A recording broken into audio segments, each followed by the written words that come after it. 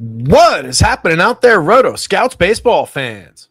Welcome to a Monday show, gang. Terry McBride here. Lineup card live show from Rotoscouts.com. Gotta start trying to get all that in. I always leave that part out. Most of you guys know me, especially the people who are here for the beginning of the show. See Cujo and Andy out there in the chat. Afternoon, guys. Some other folks I'm sure will be joining us in a little bit. Good to be back on hopefully every day this week. Last week, just in the beginning of the week, I was out of town. End of the week just kind of got away from me. Friday got away from me. We did, I think, one show last week. It was just not my kind of week. I want to be here. I want to be talking baseball. So hopefully back at it, regularly scheduled programming through this week and beyond. Here to talk about a really interesting looking 9-gamer today. A lot of power showing. One of those days out in Wrigley, that Wrigley Field game, outstripping the Colorado game right now. Some other interesting spots. This game that's staring you in the face, this first one up with that pair of lefties on the bump. Blue Jays and Yankees both drawing some major numbers in the home run model. Not sure I'm a total buyer on the Blue Jays side, but a lot of it's based on the premium contact Ryan Weathers, good as he's been, has been allowing, which you can kind of see there if you know how the board goes. We'll get into that one. We'll get into all these games piece by piece, game by game as usual, but just a really interesting day with a lot of big spots showing for power. Usable arms on the mound, but maybe a little bit of a paucity of premium pitchers. Got to get the alliteration in there. Paucity of premium pitchers. Quality Soul likes Goldie today. Yeah, you got to like that spot. Goldie against the lefty. I believe all four of those home runs, most of that 277, 382, 554 slash line.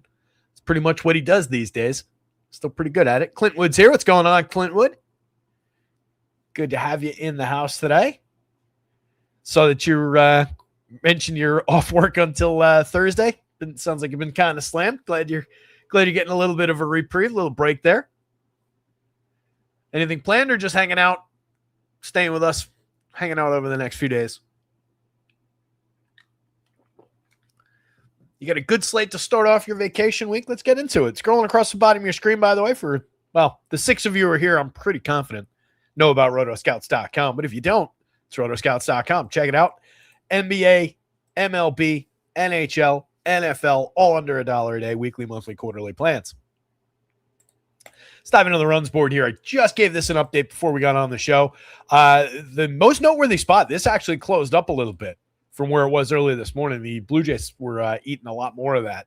So that closed up. Blue Jays pulled themselves up to a 4.0 implied total against Ryan Weathers. They're looking at least playable. Some darts maybe for some power upside. Probably won't be all that popular DFS-wise. And a competent enough team with some good right-handed bats to throw at the lefty.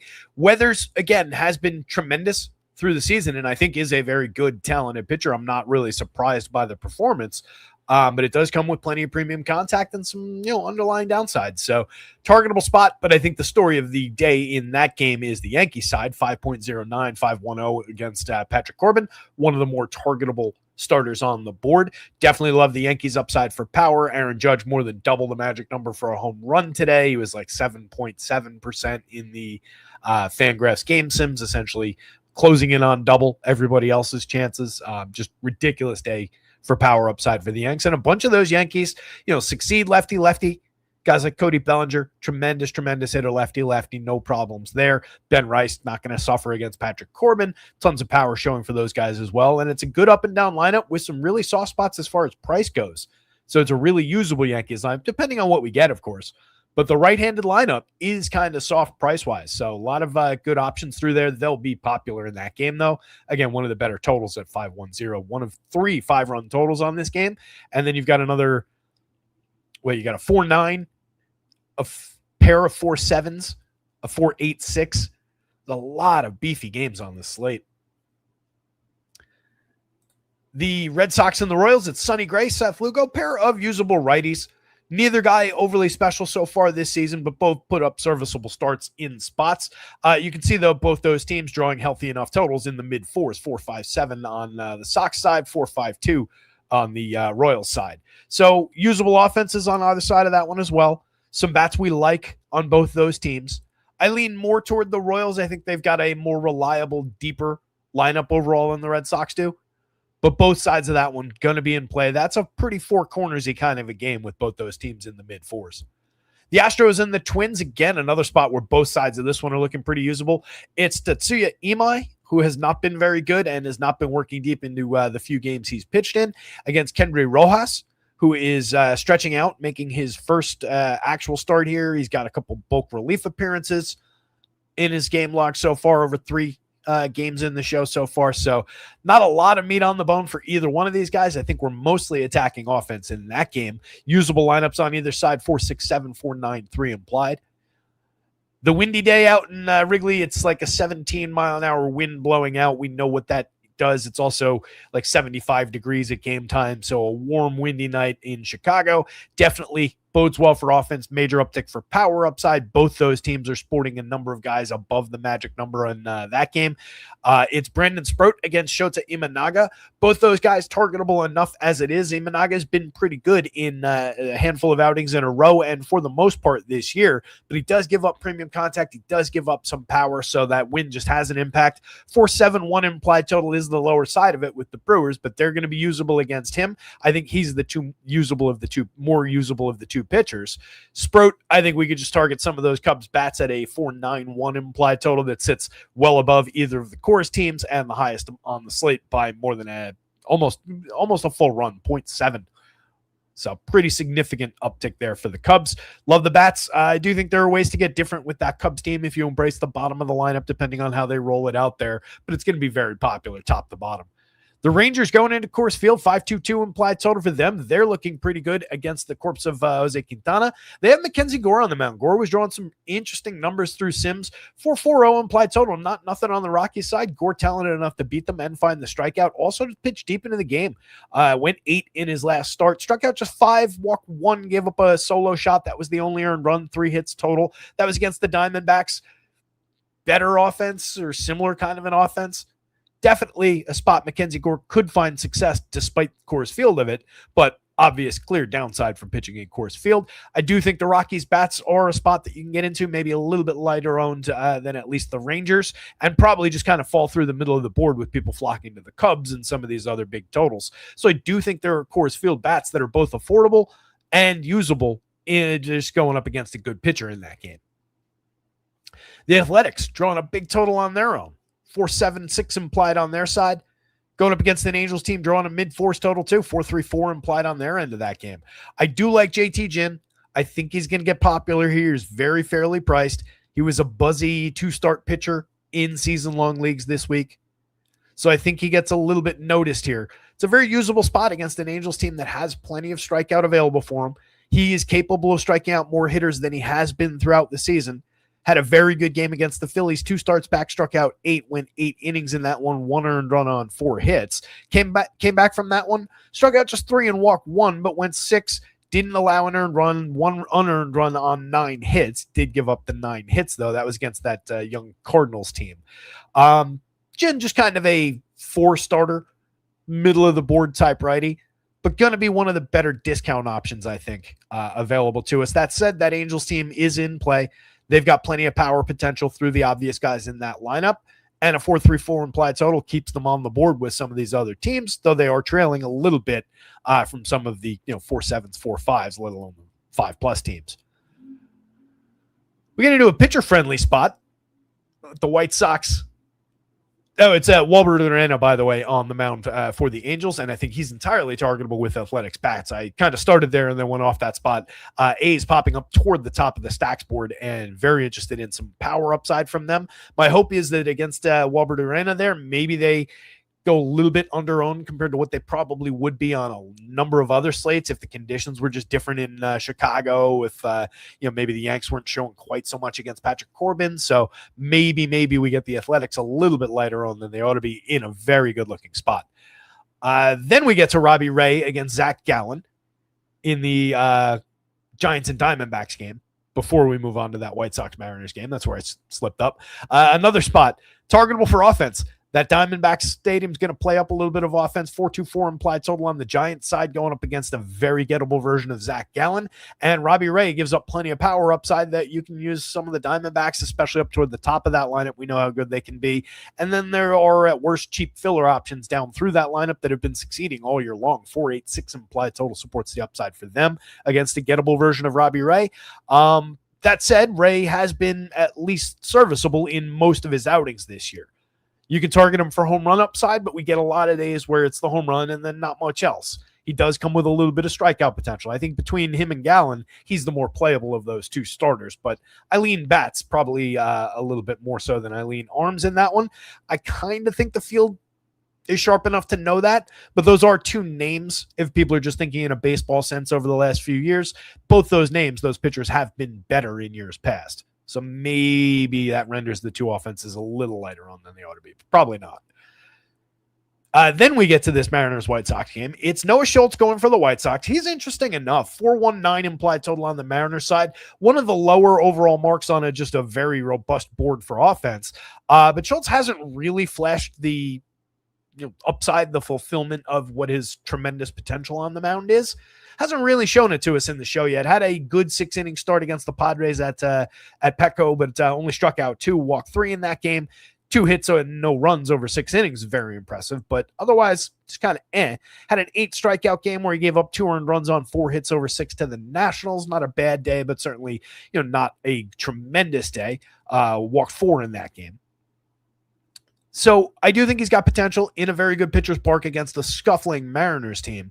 But given that he hasn't been tremendous yet, I don't know that we necessarily need to get him with enough pitching options to work with. Brian Wu, on the other hand, going up against that White Sox squad, plenty of strikeout upside for him. They've been mostly overperforming throughout the year. There are very good players in that lineup now, but that's an excellent starter.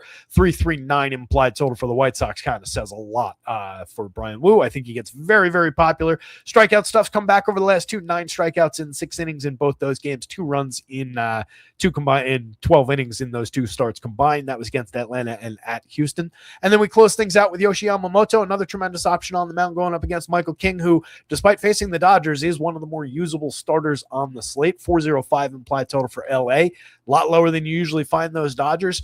They're in a pitcher-friendly park going up against a good pitcher who's pretty good at checking power when things are going right, pretty good at limiting runs. The strikeouts will come and go with Michael King. He's typically in the 5-6 range, so we might find that kind of potential from him today. Yamamoto, tremendous option with the Padres at just a 3.53 implied and all their struggles this year. Not a tremendous strikeout spot for him, but good and good at pitching deep into games too. Several 7-inning games and a bunch of 6-inning games on his ledger already this year. So I like him for the quality start potential. I like him for 6 plus, and some win potential there too. Getting into that board. Hit the like button, subscribe to the channel. If you're new here, it's rotoscouts.com. Give it a look. So top of your pitching board, Yamamoto, as mentioned in that game, looked pretty tremendous against the scuffling Padres team with not a lot going for it. They are lower strikeout than you would typically really want to target, but with so much offense showing against a lot of these other pitchers. One of the other more expensive options on the slate has that big win going against him in Imanaga there. So you really check down as far as, premium aces. Yamamoto, if you want to give him that credit, I would give it to Brian Wu, and that's a good spot against the White Sox. After that, I like Weathers, but he's no ace. Mackenzie Gore, certainly not. Sonny Gray, maybe once upon a time, and gets worse from there. We're looking at a board where JT Ginn ranks here. So a lot of the offense is shining through on this side of it, too. Michael King, usable as he might be, is facing the Dodgers at a healthy enough price. 94.88, not doing you any favors with Michael King in the middle of the board there, and probably doesn't share the ceiling that, maybe some of those guys do. I do think Gore's got plenty of potential, and I really like the 8,000.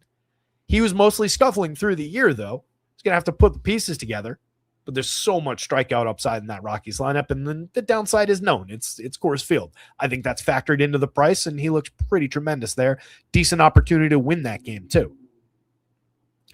Weather's entirely usable against the Blue Jays. 98. Okay. Not great. especially if he gives up that 2-3 run home run that's showing on the board. It would have to be that and nothing else at 98. 86, you get a little bit more leeway on DraftKings, but not much. Usable starter, not a ton of strikeout potential in that Blue Jays lineup either. A little bit more than there used to be, but not a ton, depending on what rolls out. I have to say, I don't love the pricing on Yamamoto either. It's probably just Woo all day long for me as far as the top of this board and who I like best. We'll definitely get to Yamamoto. My hope would be for 10-5 that I'm paying for a little bit of an ownership discount there. I think that would be the case. And you can see the separation, couple point separation on both sides between him and even Brian Woo. But if I'm just picking favorites up there, it's Woo. And I trust him more than I trust Yamamoto right now. Down the board, I do not fully trust JT Ginn in any way, shape, or form.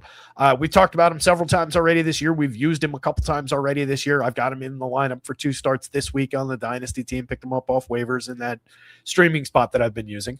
The price is definitely right for this opportunity. 71, 75, there's nothing wrong with that. He can give up a handful of runs there, give up his home run, not even really have to come away with a quality start for the FanDuel price. As long as he leaves the mound with a potential to win the game, few strikeouts in his pocket. If there's 4 runs on the board, I don't really care.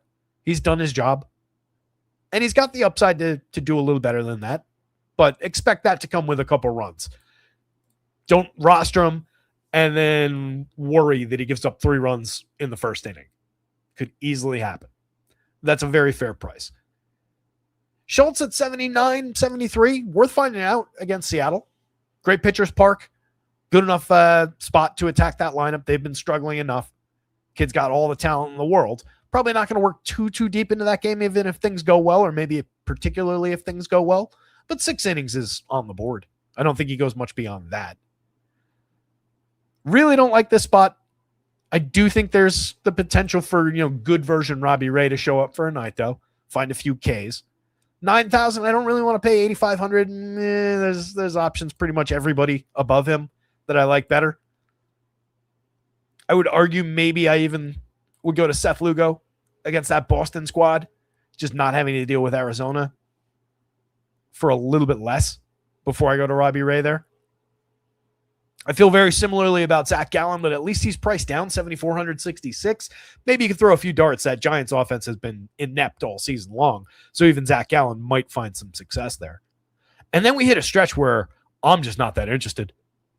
Imai, pretty hard no, and don't even know what those innings are really going to look like. Rojas, I might actually have to take an inning away from him. If memory serves, that's only 4.5 in the way that I set it up with all the decimals available. But that might even be too much, and I don't think he's worth playing there. Sproat, not in those conditions in Wrigley with all that offense showing. Corbin against the Yankees, no thank you, even though he's been okay in spots. And then Wabarena against the Athletics when they're showing a bunch of offensive upside, and Quintana at Coors against the Ranger squad that, mediocre as they are, has plenty of potential today. It's a short board. It really is. Again, JT Ginn is there. And you're talking about a 27-point projection, not even 15 on DraftKings. Usually that's more this kind of territory.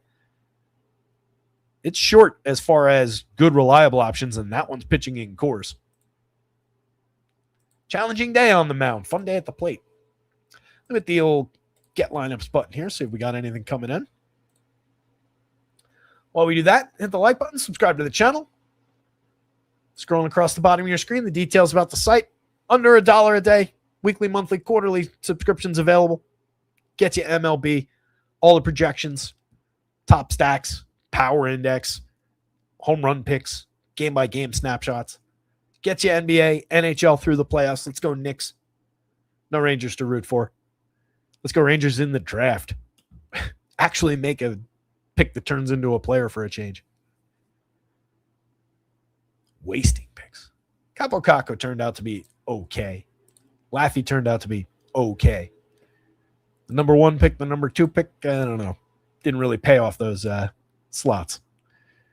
Caco not even a member of the team anymore. Anyway, that's all available. Not my draft thoughts for the NHL, but NHL projections through the playoffs up on the website over at Rotoscouts.com. NFL right around the corner. It'll be back before we know it. Any fantasy site you go to just like the homepage over at Yahoo or like Fantasy Pros, any different site. It's all football. It drives me nuts. Can we enjoy baseball for 5 goddamn minutes? It's all football. I could understand it when it was like the draft was going on that week. Then sure, put up your football content. But come on. Basketball and hockey aren't even over yet. Let me enjoy baseball for a minute. Enough with this football leading everything. God, baseball's so much better anyway. Speaking of baseball, the New York Yankees 5-1-0 implied total, looking pretty solid. Up and down overall. Really, really need to get Stanton back in this lineup. They were talking about it during the broadcast yesterday, and they're very, very right, just with how much he stretches the lineup. They're great top to bottom. I mean, we've talked about it a lot with how much a loaded 1 through 9 lineup like this and like the Dodgers and some other teams really stretches the fantasy totals, and even on bad days can make a team look good. Like the Dodgers are difficult to suppress, even on a day like today where they come in at 4.1 implied runs. Difficult to suppress. I think they're like 6 on my stack board. Do better through the game sims. But the Yanks, as far as actual baseball, as far as winning ball games, kind of up and down. As far as fantasy production, though, dynamite. There are always runs on the board. There are massive sources of power in this lineup. There are guys who get on base like crazy. And they're going up against Patrick Corbin, a pitcher that we've just targeted again and again and again to great levels of success. Sometimes he gets us, comes through unscathed, surprises. Sometimes he's even usable on the mound.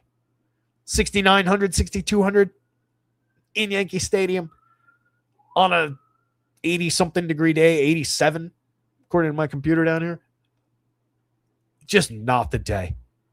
Just not likely. And,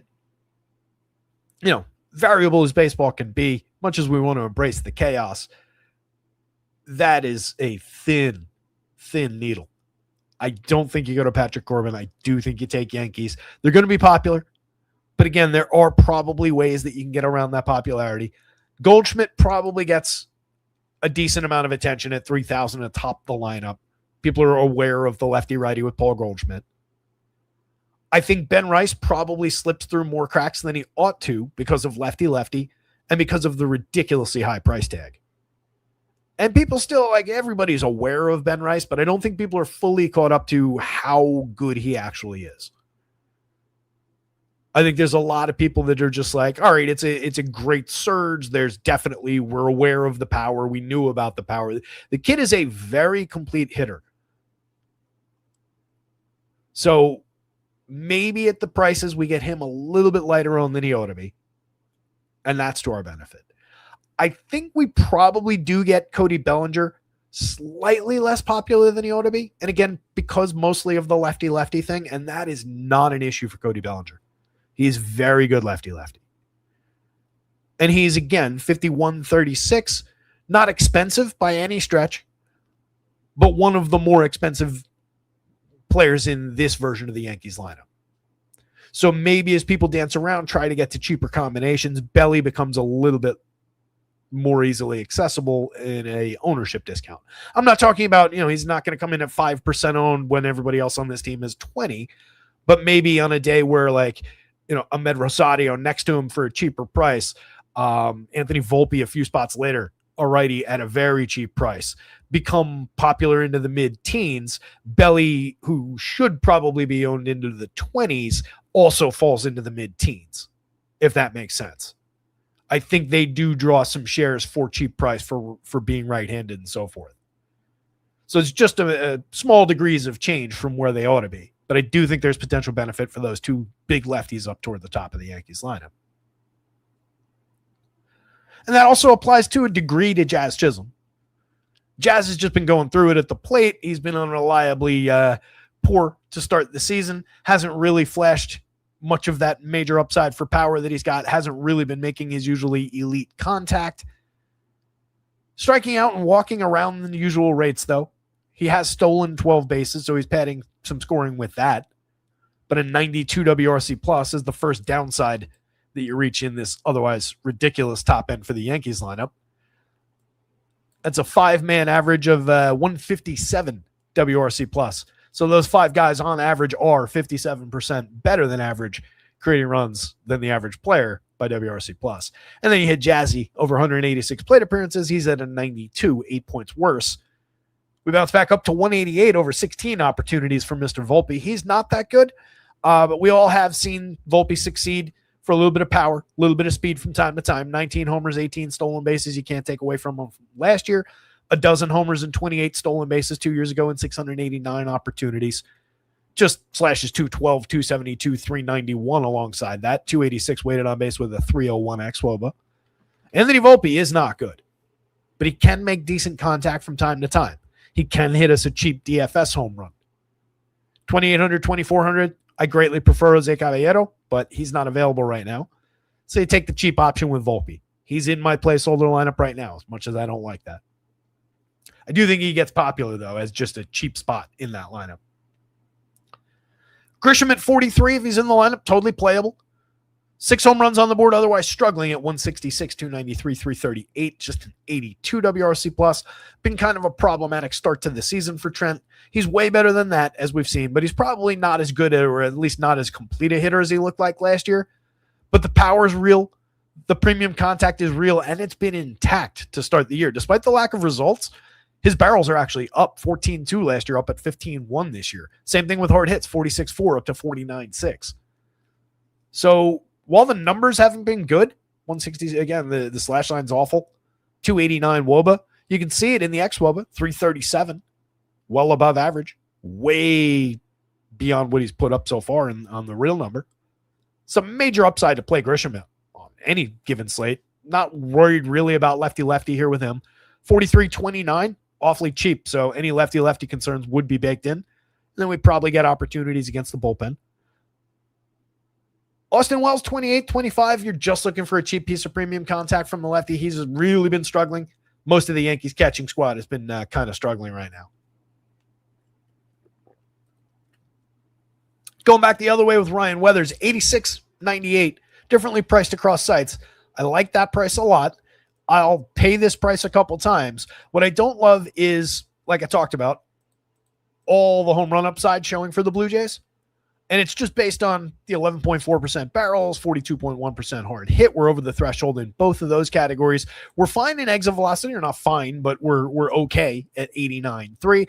He's been managing it, 3.31% home run, but Yankee Stadium definitely works against you in terms of the home run. Actually helps pitchers in a lot of other ways. But definitely for the home run downside. And he's done that before. 4.2% home run rate on lighter contact through last year, despite being otherwise pretty decent.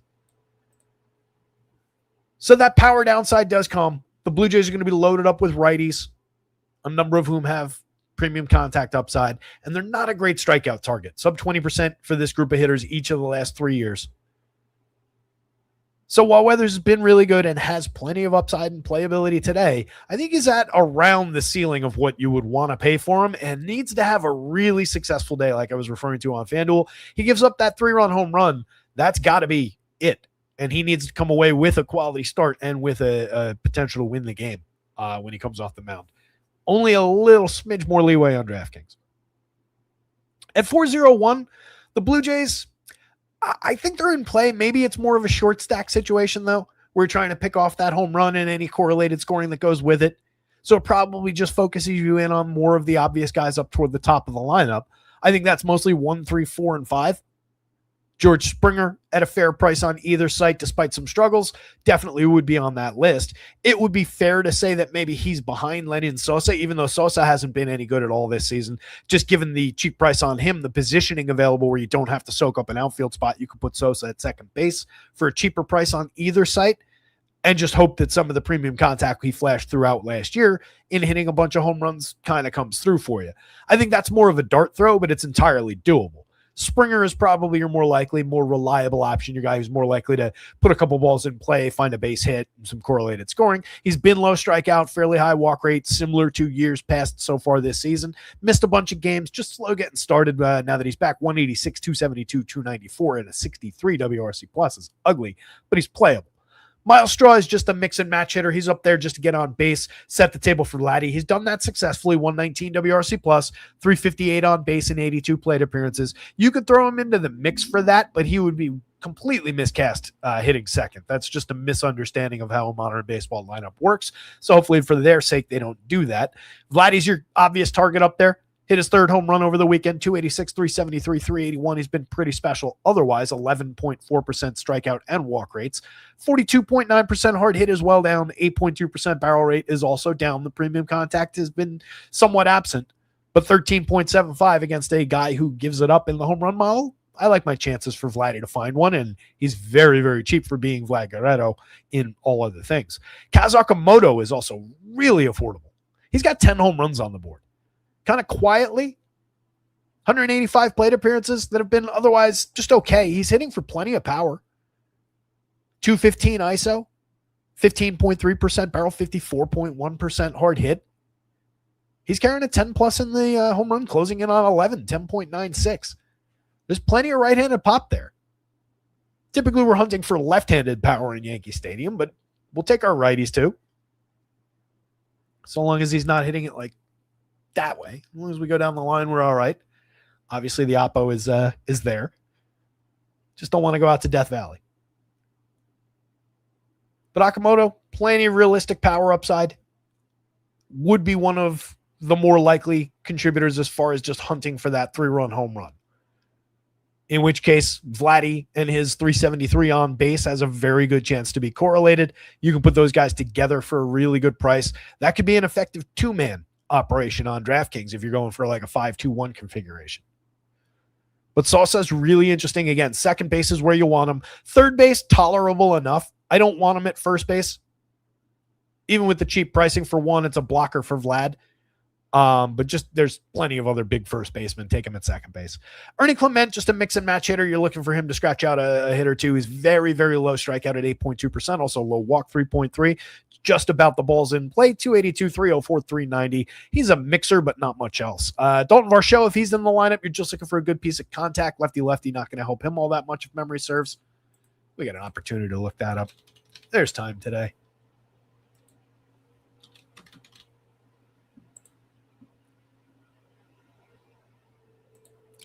Colt Emerson called up, by the way, for the Mariners. Big call up.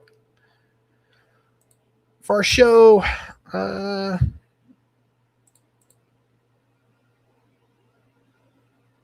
on. Why is this? One of his 5 home runs this year. Otherwise slashing 231, 333, 359 in his 45 plate appearances this season. For the career, same-handed career, 10 of his home runs in 577 plate appearances. The other 94 home runs have come in 1,980 plate appearances against righties. He does have a stronger slash line, but essentially no power output against same-handed pitching. 258, 313, 373, but just a 116 ISO and a 91 WRC plus. Versus a career 220, 294, 447, but a 226 ISO with a 102 WRC plus against righties. So Varsho loses a lot lefty-lefty, but maybe scratches out a base hit and gets involved that way. And then they get into the bullpen, and the Yankees' messy bullpen gives up a long ball. Davis Schneider against the lefty is interesting. Makes premium contact, has nothing to show for it over 78 plate appearances, but we've seen that bat get interesting just based on this against the lefty in the past. It's a cheap righty to mix in from down lineup. I like him a lot more at second base than in the outfield, but he's entirely playable in the outfield. Tyler Heineman if he's doing the catching mix and match type guy. Yankees bats, Ryan Weathers, Blue Jays, those two things are fairly close together. And then Patty Corbin way, way down the board. I do not think there's much room for Pat Corbin today.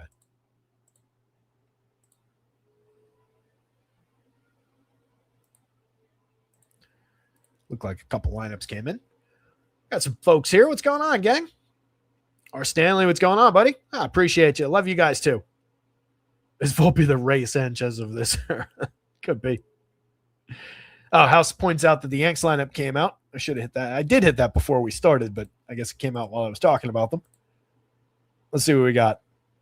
All right, so we get JC Escada down the bottom of the lineup. That's a different lefty catcher for the Yanks. Not the same bat that Wells is. Hasn't really flashed much upside at the plate in the show. What's interesting about Escada is he has third base eligibility for 2,400 on FanDuel, which is just a weird little wrinkle when he's been in the lineup lately. You can pop him in there.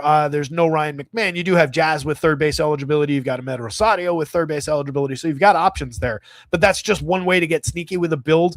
And then it lets you get to, a different big catcher on FanDuel. Obviously, you've got the catcher first base thing going on FanDuel, so it's not even a matter of that, but it does afford you that opportunity. But it's just a sneaky way to build with the Yankees if you're putting him at third base. He's a $3,000 catcher on DraftKings. Again, hasn't done much at the plate, but does have the ability to make at least effective contact, 40+%, 43.1% hard hit last year, 5.6% barrel, kind of similar so far this year. And then you get Max Schumann in the lineup as well, just sneaking him in there, right-handed utility type bat.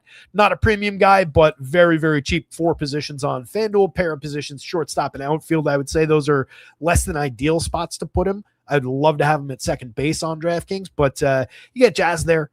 You get the option for Ahmed Rosario there. Rosario's found plenty of success, by the way, against lefties this year. Love the upside for him. He's not going to be a secret, though. People are aware that that's been going on, and he's hitting in the middle of the lineup. Otherwise, I think it's what we talked about.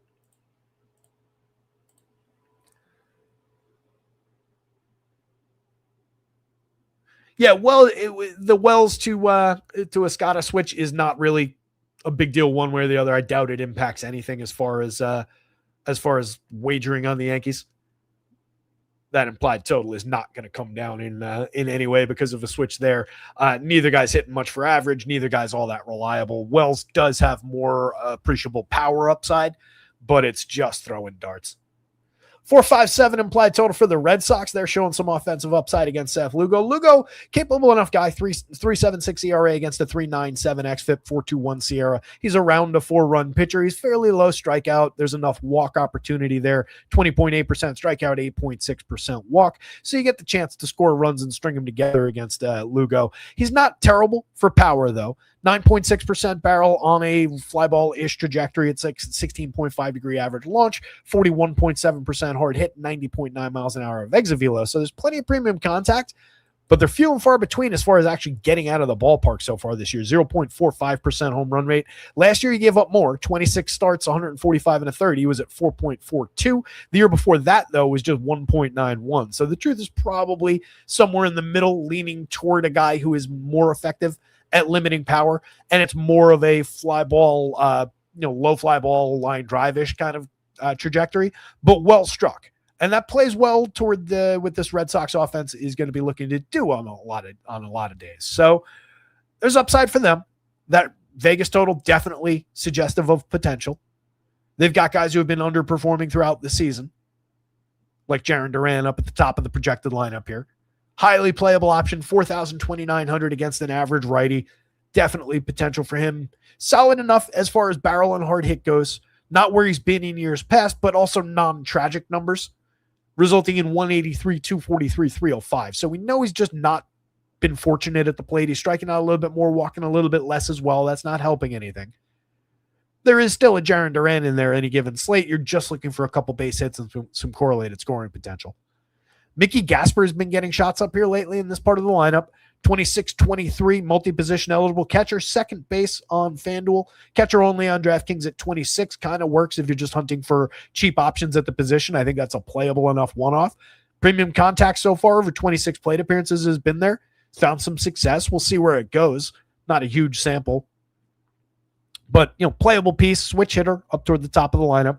Willie Abreu, backing him up at just 4,300. 31 is a nice pairing, especially on DK. Those are pretty cheap prices up toward the top of the lineup. And Willier's been entirely himself to start the season. 300, 372, 459. 6 home runs on the board, carrying an 11% barrel, 44.1% hard hit that are aligned with the past 2 years. The barrel's down slightly in a small sample, but that'll normalize. Strikeouts are down, walks are up slightly. Willier's just really interesting. He's getting a lot of shots against lefties this year, too. Wilson Contreras at 41-32. 9 home runs for him. Plenty of premium contact. 16% barrel to lead the team. 41, playable option at first. 32 on FanDuel, also playable.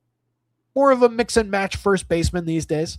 But those are cheap prices again, if you're three-manning that, even if you're going to the guy that's just the $3,000-$4,000 options there, you could replace Jarren Duran with either Mickey Gasper at catcher in a three-man or Ceddanne Rafaela, a cheap Marcelo Mayer for only $2,400. Those are both also playable options.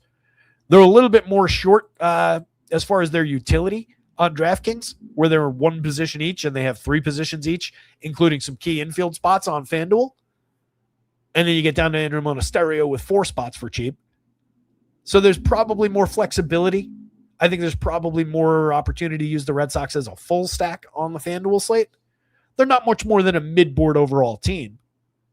And this does tail off as we go down this list. I mean, this, as flexible and cheap as these guys are, there's also not a ton of upside in the Andrew Monasterios of the world. But you get okay contact numbers over the last couple of years. Some flashes of success. And 1 home run, a stolen base on the board in 79 plate appearances isn't special. 315 xWOBA under a 303 actual. We're below average, but we're closer to the average at that 315. Carlos Narvaez hasn't been good in 98 plate appearances. 2 home runs on the board. You're just throwing darts at that point. Caleb Durbin, just been one of the worst hitters in the league, over 155 plate appearances this year. Probably needs to be out of the lineup. Mayer, I kind of breezed past at 2,400 at second base. There's decent upside for premium contact. He hasn't really been making it so far this year, but he's got good numbers coming up through the system. Last year, in 136 plate appearances, he had decent contact numbers, as you saw. Hit 4 home runs, but otherwise was fairly unsuccessful. I think he's a talented kid that just kind of needs to put it together. So if I'm just taking shots at multiple Red Sox builds, he would be in at least the second one. Not sure he makes the first one, but I think he gets into the second, just priced the way he is. And that's on either side. But again, more utility over here. Going the other direction with the Royals at a 4.52 implied total, equally usable. Again, this is a 4 cornersy kind of a game. Sonny Gray has not been himself on the mound so far this year. He's pitched to a 3.18 ERA, but a 4.16 xFIP, 4.39 SIERA, probably the more realistic numbers these days. He went 6 in his most recent outing, struck out 6, only 1 earned run on a solo home run, 2 hits. That was against the Phillies. Similar kind of upside against this team, I would say. But so far on the season, just a 15.1% strikeout over his 34 innings, his 7 starts. So hopefully that's just a sign that he's kind of piecing it together. Just an 8% strikeout rate so far this year. Last year, just last year, that was 12.1% swinging strikes, 26.7% strikeout rate. I don't think it's completely abandoned him in that short of a time. He's given up a little premium contact so far this year in terms of barrels, but the average contact is down in terms of the launch angle. It's a low launch angle, and it's still extremely good at inducing weak and medium contact. So I think any barrel is just representative of a mistake. Any home run, pretty much the same thing.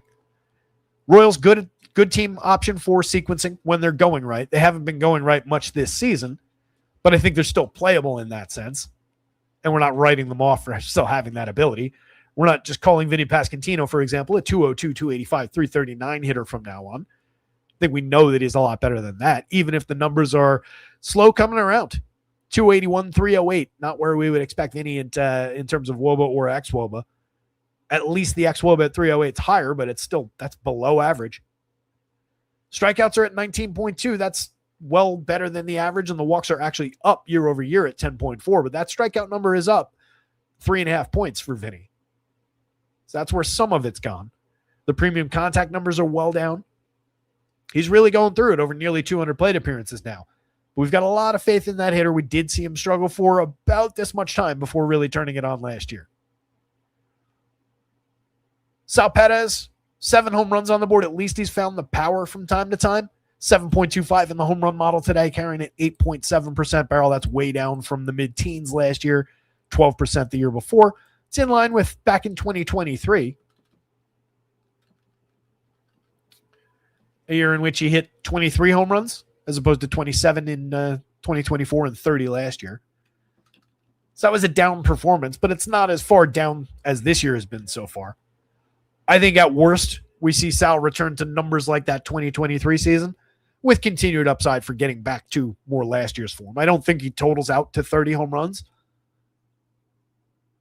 but we could see that version of Sal Perez for 2-3 months during the season, and plenty of upside going up against this version of Sonny Gray, who's a little bit of premium contact allowed, not really finding the strikeout.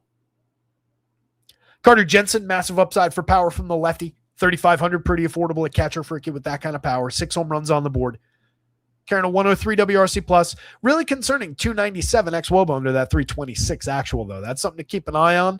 And just thinking about him, been a minute, I think, since I've seen a big Carter Jensen highlight. Maybe I'm wrong. Striking out at a 30% rate. Let me look at the recent game log.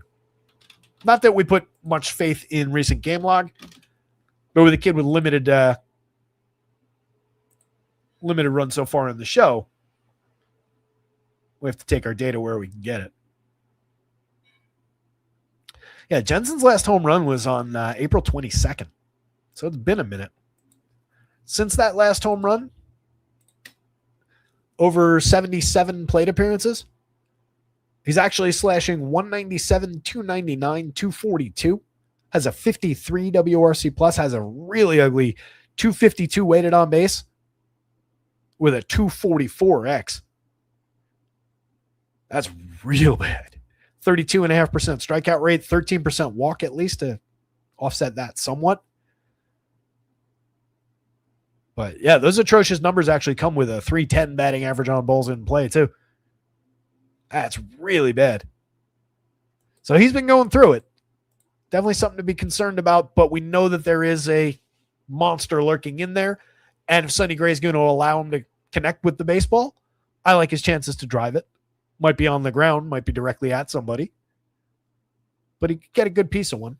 Jack Caglianone not really having the same problem as far as connecting with baseball. 17.6% barrels, 54.9% hard hits. His strikeout number at 29.1%. It's up from last year, but it's manageable enough. 8.1% walk as long as he finds the power. He's hit 5 home runs, slashing 246, 318, 425, just on the contact alone and on the 331 weighted on base with a 344 expected underneath it. Much, much better numbers than his counterpart there. I have all the faith in Jack Caglianone figuring it out. He's 200 cheaper than Jensen on both sides. Isaac Collins, Michael Massey, Kyle Isbell, all mix and matchy kind of options down toward the bottom. 3 home runs apiece, a couple few stolen bases. Over 131 plate appearances. Kyle Isbell at a 109 WRC plus has been the best guy down there. Solid slash line, but a revealing 288 xWOB under that 335 actual.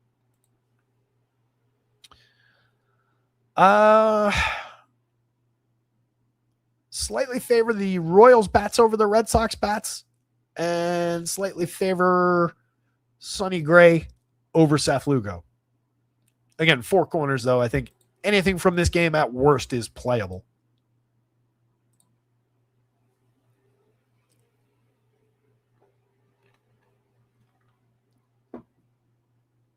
Clintwood, I missed your response before. Just staying home with the dogs. That's my idea of a good couple days off. That was the weekend. Hanging out with the pets. Covering fantasy slates. Hanging out with the pets. Not a lot going on. Speaking of not a lot going on, quiet day in chat. There was a little buzz a few minutes ago. Cubs fan points out rain in that KC game. I did mean to mention the weather. I mentioned it for the important Wrigley spot, but yeah, there are a few different weather spots. Let me pull that back up. 32% chance of precipitation out in Kansas City. That one's also got a wind blowing out, by the way, out to left field. 18-mile-an-hour wind, 75-degree temps there. 80-degree day in the Bronx with the wind blowing out toward the left field foul pole at 11 miles an hour. The game in Minnesota has a 42% chance of rain, so like a lot of the Midwesty kind of games. A little bit of concern as far as precipitation. Doesn't seem like a ton. That one, the Minnesota and the KC games are both orange on Roth's board, though. Something to watch. Start dry, won't finish that way. In fact, I'm worried it might not even finish at all. Nearby storm line, blah, blah, blah. That's for the Royals game. And then the Twins game, he basically says the exact same thing. Coors Field is just cold. 40-degree day out at Coors. The wind is also blowing in. And there's I guess a 55% chance of precipitation in that one. Little rain around, temps in the 40s, not ideal conditions, blah, blah, blah. He likes that one to play. But again, that is impacting the total a little bit. Not the best hitting day in Coors Field, despite it being Coors Field. Everything else is fine. And Wrigley, again, is absurd, 17-mile-an-hour wind blowing out, 75 degrees at game time. Problematic hitting conditions in Wrigley. If you can't tell, I really don't like those Wrigley games. I hate when everything about the spot becomes about the weather. I really, for DFS, for what we do here, I really don't like those situations. They come through a lot. They're always worth talking about. It obviously skews the totals and the numbers, but you got to do artificial stuff in the background to really have it reflect properly. It's not my cup of tea. Astros 4.67 implied going up against Kendry Rojas. Rojas 7 1/3, no starts thus far. Again, I might have to knock him down by another inning. I feel like that projection is just a little too high where people might be like, oh, well, he's cheap. Maybe he gets a little bit. I don't think there's ceiling there. 2 innings against Miami on the 14th. That's just 4 days ago. 3 1/3 against Cleveland on the 10th. 2 innings against the Mets back on April 22nd. That's it in the show. Handful of walks, handful of strikeouts.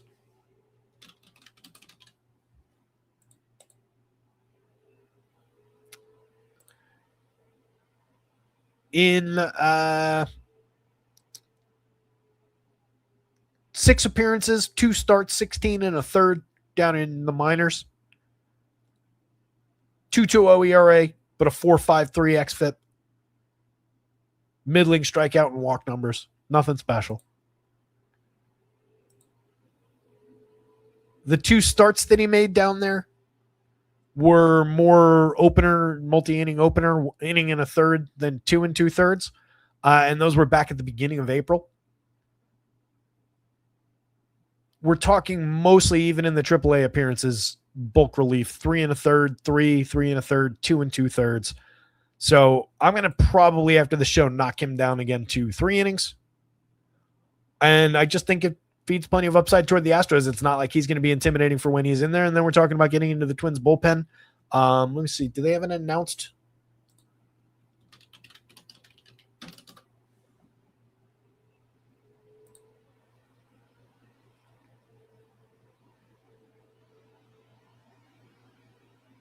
Yeah, there's nothing announced bulk relief. It was Simeon Woods Richardson's turn in the rotation. So you might end up getting him. It might be Rojas for 2 innings and then unannounced bulk relief Woods Richardson for 3 innings. But that would just make for a better target for some of those Astros bats. So just fire away with Astros. They look plenty good. 15.15 for Jordan in the middle of the lineup in the home run model. 10.11 for Christian Walker, who's been good this season. He's got 11 home runs on the board, 342 on base, a 138 WRC plus, striking out at 19.7%. Tremendous gains from where he's been the last 2 years, looking a lot more like Christian Walker from a few years ago. Up at the top of the lineup, you're expected to get the return of Jeremy Pena for this Astros team, but they lost Jose Altuve over the weekend. So getting a little with one hand, taking a little away with the other. Similar options up toward the top, though. Right-handed infielders, a little bit of pop in the bats. 45 at shortstop for Pena, I would say, is just okay on DraftKings. 27, I'm a little bit more interested on FanDuel, though. Definitely part of the rising tide effect here, though. If the Astros go off, Jeremy Pena fairly likely to be involved. Isaac Paredes, 3,300, 2,700, fairly priced. 4 home runs on the board, getting on at a 341 clip. If I'm going for Jordan Alvarez shares, Christian Walker shares, I'll definitely take Isaac along for the ride at a weak third base position. Even if it's just for correlated scoring, just for his on base, I'll take that. And he does have pop in that bat. How does Minnesota work for his swing profile?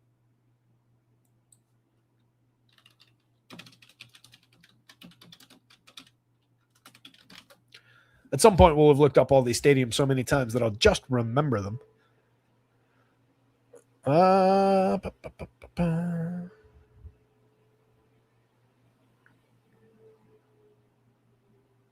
This is a bad state. No, scratch that. This is a not ideal stadium for his swing profile as far as the expected home runs, but one of the better overall parks. It's on like the lower end of the 8 or 9 good parks for him. So do with that information what you will. Bryce Matthews, Zach Cole, Zach DeZenzo, Cam Smith, Christian Vasquez going down the lineup. A lot of mix and matchiness to the bottom of this Astros lineup. A lot more than there's been in years past. There's also a little bit more strikeout potential. Not that that's going to lead us to Kendry Rojas and whoever else comes out of the Twins bullpen, but maybe it takes a little bit of the gleam off the Astros. I think you could probably get a decent day out of a guy like Cam Smith, though. He's not finding the results at 196, 293, 14, just a 74 WRC plus, but we can see the standout 336 xWOBA underneath that struggling 278 actual, and we can see it in the premium contact, 13.3% barrel, 42.9% hard hit. Still drawing nearly an 11% walk rate against a lot of strikeouts. That's fine as long as he keeps those numbers up. There's a better player there, and he's cheap, so that's a reasonable option down lineup. Vasquez is just a mix and match catcher. Every now and then he can turn on one. He doesn't strike out a ton, so you can get some cheap balls in play down there, maybe draw a walk, bring it back to the top of the lineup. More just filler on the DraftKings slate, less involved on the FanDuel slate. The two Zachs, each guy's made decent contact in a limited number of plate appearances. You've got 4 combined home runs. Maybe if you could play them both, they'd be more desirable. You had 6 combined home runs in more plate appearances last year. Between the two, Zach Cole's been a little bit more productive. You get him left-handed against the lefty to start, though. Who knows what comes in? If it's Woods Richardson, you would certainly want the lefty bat. Bryce Matthews, kind of similar guy. You can fit him in at second base, at least at 2,800, 24 on FanDuel. He doesn't have outfield eligibility. He's just a shortstop or a second baseman over on FanDuel. You want him at second, not short. 4 home runs, pair of stolen bases, a 71 WRC plus, over 123 plate appearances now. Been pretty mediocre.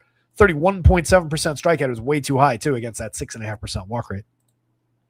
On the Twins side, nearly a 5-run total against Imai. He hasn't really been good. He's found a few strikeouts and some swinging strike in limited action so far, 12 2/3 over 4 starts. Missed some time there. Come on. Last time out, went 4 innings in his return, gave up 6 earned runs, struck out 3, walked 3, allowed 2 home runs. That was against the Mariners. I would say the Twins and the Mariners, roughly similar kind of offenses. Definitely some downside for Imai. If he's missing bats, though, especially with no Byron Buxton in the lineup, you can see some visible downside for the Twins despite the hefty Vegas total. I don't think it's really a both-sided situation, though. I think we need to see it from Imai. I mean, you can see a lot of it in the pitching plus numbers. Egregiously below average across all 3 of those, particularly stuff plus. I mean, this does not grade out as major league caliber stuff right now. So I don't think it leads us in that direction, but maybe that 493 implied total on the Twins is just deceptive as far as the DFS ceiling. Maybe it's a day where, and this is no guarantee, obviously there is ceiling created by that number, but maybe just given the shape of this lineup today, it's a 4 or 5 run day, a 6 run day, rather than a 10, 12 run day, a slate breaker type day. Usability, but not totally necessary, in other words. But they're the greatly preferred side of this equation. I gotta say, even though they're at a third of a run lower, I think the Astros are the more desirable of the 2 lineups, just for the lack of a Jordan Alvarez in this lineup.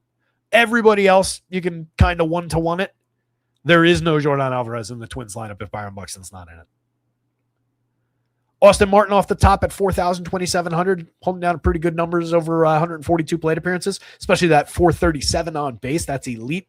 145 WRC plus, 357 xWOBA too, underneath that outrageous 385 actual. He doesn't hit the ball particularly hard, but he's drawn a ton of walks, doesn't really strike out. He's been on base. He's been interesting. For correlated scoring, that's a good option. For independent option, he's just okay. Brooks Lee at 37 at 28, playable piece, 5 home runs, 3 stolen bases. Driving the ball, well, not really. 4.6% barrel, 27.7% hard hit. Finding some success, I would say, as far as the output goes, but maybe defying the contact he's actually making. Low strikeout, low walk rate, a lot of balls in play. Ryan Jeffers has been tremendously successful to start the year. 7 home runs and 144 plate appearances, making fantastic contact. 5,200 is a little expensive for Ryan Jeffers when he's probably the best hitter in this lineup right now. 3,300 on the FanDuel slate. He's the standout price on both sites. Everybody else around him is cheap. So if you're going to the Twins, it just kind of gets blended in anyway, and they come off overall cheap. But that is a very high price to pay for Ryan Jeffers. You're paying a pretty significant tax on either site for the 144 plate appearances that have already happened. Trevor Larnach, Josh Bell, playable upside, a little bit of power for both those guys. 5 combined home runs, though, in several hundred plate appearances, not exactly ideal. Larnach at least getting on at a 390 clip is interesting. 318 xWOB under that 359 actual, though, is a little bit concerning. 7.5% barrel, 31.3% hard hit is not where we would expect him. That's a bigger bat than that. He's been different this year. Playable, left-handed upside against a bad righty who's allowing tons of contact. Luke Keishel's a solid mixer. More of a line drive, contact-oriented hitter right now. 232, 316, 311, not really finding the success. But another guy who's low strikeout, fairly high walk rate, so it's either a ball in play or a free pass. That's a decent upside for correlated scoring if you're going to the bottom of the lineup with playable pieces like Cody Clemens and Royce Lewis, as well as a cheap James Outman down there. Outman has done nothing with his 48 plate appearances so far this year, to the point Royce Lewis has done nothing with his 119, and Cody Clemens hasn't done that much with his 128. But we know that there's significant contact and major power upside for both of those players.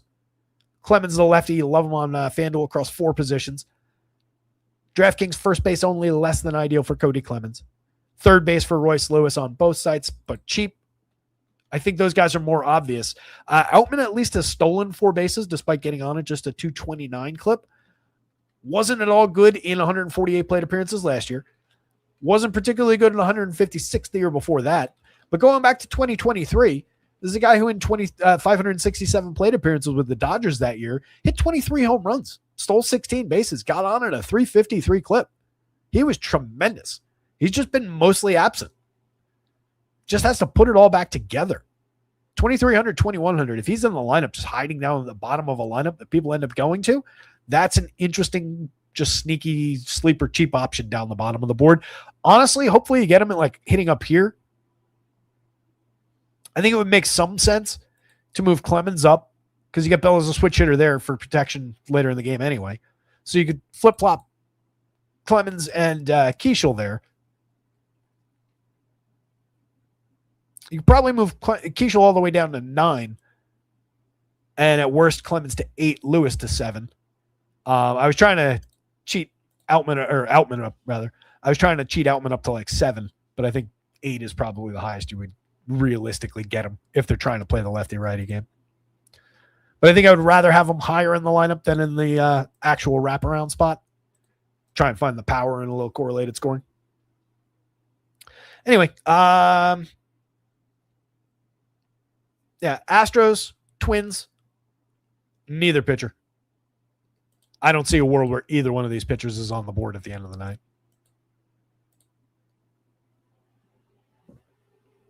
What is going on with this mouse?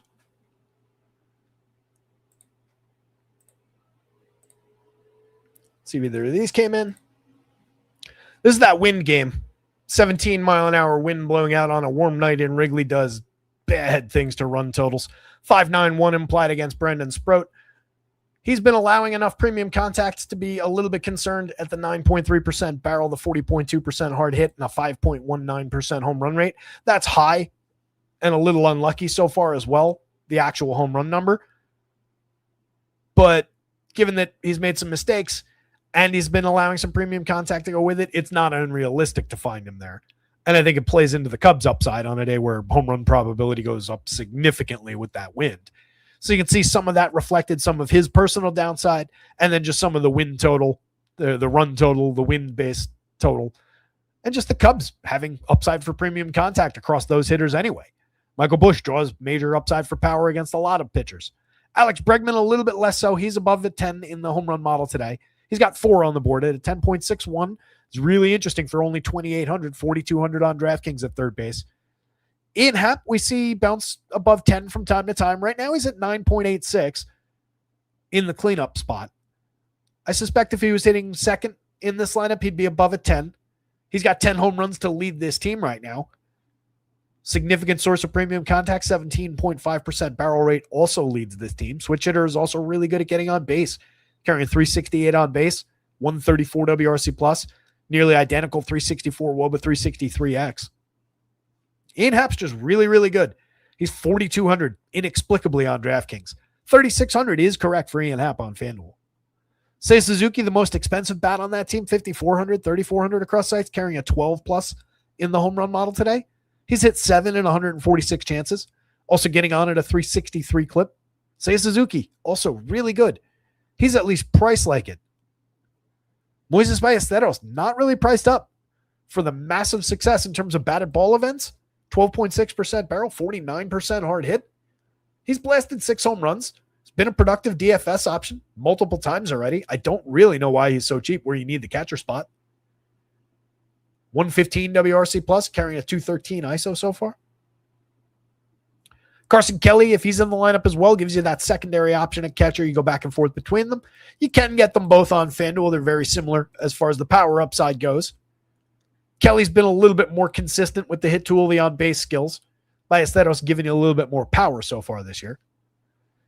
PCA still priced up at 47 on DraftKings, 29 on FanDuel. It's coming around slowly but surely. 234, 314, 374. 5 home runs, 12 stolen bases. Some of the counting stats are there. 45.2% hard hit is technically up over last year's number. 12.6% barrels down to 8.1 though. Problematic for the power output. And then Dansby Swanson still makes very good contact. 6 home runs in an otherwise lackluster slash line. 321 xWOBA under that 297 actual. 88 WRC plus needs to climb, but a lot of reasons to believe it will. Dansby is super playable from the bottom of this lineup. He's one of the ways to build this team in a more unique approach. I would say going to probably Carson Kelly over Ballesteros if they're both in there would be another way to get a little bit different. Guys up toward the top are going to be popular. People know when the wind is blowing, you just go to the Cubs bats. But they're very, very playable. It's a super targetable spot, and they're honestly very affordable. If we're going 1, 2, let's go to Kelly, let's go to Dansby, and I skipped over even talking about Nico Hoerner because he's just so good up at the top. 4,533 for Nico. Second base is where you want him anyway on DraftKings. You do have the option to put him at short, and he's perfectly fine at shortstop on FanDuel. Gets on base like crazy to set the tone for this team, 110 WRC plus. Overall, the numbers down slightly in terms of where he was earlier in the season at 262, 341, 390. But a major source of correlated scoring, if nothing else, from the top of this lineup. Let's go, though, to... I want one of the 2 power bats there. I'll take the more obvious Michael Busch share at first base. So that puts it at a 41.20 average. So 4,200 apiece across the 5-man for all that upside, for all the wind blowing. And if you're going to Kelly over Ballesteros, if you're getting Dansby in there from down here, I think it helps differentiate at least a little from the most straightforward, the most popular build with that team. Depends on what's actually in the lineup, though. Going the other direction, I do think that Imanaga's got more playability than Brandon Sproat. That's reflected a little bit in the Vegas total, but the Brewers are still coming in nearly a 5-run. 4.71 is not nothing. Imanaga's been tremendous with a 2.32 ERA, and even the underlying, the xFIP, 3.26, 3.17 Sierra. Nothing wrong with those numbers at all. He's striking out 28% against just 6.2% walks, 15.5% swinging strike rate. Hasn't really been problematic for the home runs despite giving up some premium contact. Where I think he gets nailed here is on the frequency of the fly ball. 18.5 degree average launch. The ball's in the air pretty frequently. It's typically at least somewhat well struck, but he keeps it in the yard. With the 17 mile an hour tailwind, there's a pretty good chance at least one of those gets out and bends his day at a fairly high price. 95 on DraftKings, 10.7 on FanDuel. When he doesn't even crack 30 in the projections, if it weren't so influenced by that monster total and the conditions here, he would be above a 30-point projection and would look a little bit more playable. So that's why I think there's a lane that you can get him through at least, and he's probably way less popular than he would otherwise be. So there is playability through that angle. but you need him to keep the ball in the yard. I think that's going to be your biggest contingency, is whether or not that home run gets out. Top of the Brewers looks pretty good. Jackson Chourio coming in at a 12.95 to rival anybody on the Cubs side of things in the home run model. He's had a successful 52 plate appearances to get his year started. Priced appropriately at 52 on DraftKings, pretty light at 31 on FanDuel. 306, 346, 469 slash line so far, or 130 WRC plus. Home run, pair of stolen bases already on the board, and those numbers are going to tick up very, very quickly. Bryce Terang, fairly priced at 55.42 across sites, 6 homers, 9 steals, a 409 on base, over 188 chances. Tremendous at second base. Great way to fill that position, honestly. If you're one-offing that spot, considering the conditions are on his side today, everything about the rising tide effect of that lineup, he'll get popular for that spot, but probably less popular than Nico on the other side of this game. So you pay up to be a little bit different on the Brewers side and take a equally good player in an equally good spot. William Contreras at 4,000, 3,100, big righty bat to throw at the lefty, 3 home runs on the board, the 358 on base, carrying a 333 weighted on base with a 341X underneath it, 112 WRC plus, still making very good contact. That's a playable piece, and his strikeouts are way down this year against a good walk rate. A lot of well-struck balls in play. That's the ideal option for these conditions. Andrew Vaughn, another guy who puts a ton of well-struck balls in play. Right now, 281, 410, 438 with 1 home run and 39 plate appearances. Making contact with the ball. Not good contact yet. I almost said good contact because I was looking at last year's numbers. 12% barrel, 47.7% hard hit in that mini breakout that he had last year, mostly after landing in Milwaukee after a slow start in Chicago. But since he was drafted, he has hit the ball hard. He is actually a good hitter. So definitely interested in some Andrew Vaughn. 10.30 in the home run model today. Luis Rengifo, mixer. Across positions, cheap price. Gary Sanchez, we're always interested in against the lefty. We're always talking about Gary when there's home runs being discussed in Milwaukee. 11.22 in the home run model. Don't sleep on Gary Sanchez's upside for a long ball. 5 on the season so far and 108 chances. Those came in a hurry at the beginning of the season. He's sub Mendoza at 198, but still getting on at a 361 clip. It's kind of interesting. 18.5% walk rate so far, limiting strikeouts effectively so far at 20.4%. Gary's been interesting enough bat. 129 WRC plus, solid weighted on base and xWOBA. We're just here for the premium contact upside from the cheap catcher, though. South Frelick, Blake Perkins, and Joey Ortiz, mixers down the bottom of the lineup. Frelick's the guy you really want. He's the actually talented guy down there. Perkins not really putting it together so far this year. Has been up and down throughout his short career. Joey Ortiz hasn't really ever found this guy ever again. Couple flashes. Earlier this year, it looked like maybe he'd be back to this kind of level. And even this, 8% barrel, 44% hard hit, those are fine numbers for a cheap middle infielder, but not much more than that. So even if he gets back to that guy, you're talking about a guy who wasn't really particularly special. Cubs bats, Brewers bats. Imanaga, probably don't go to Brandon Sproat today, even with a cheap price.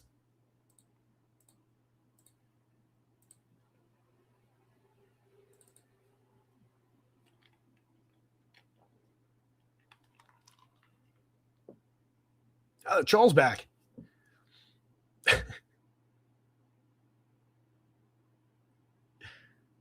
SS Ghost, our favorite troll. Shouldn't it be SS Troll?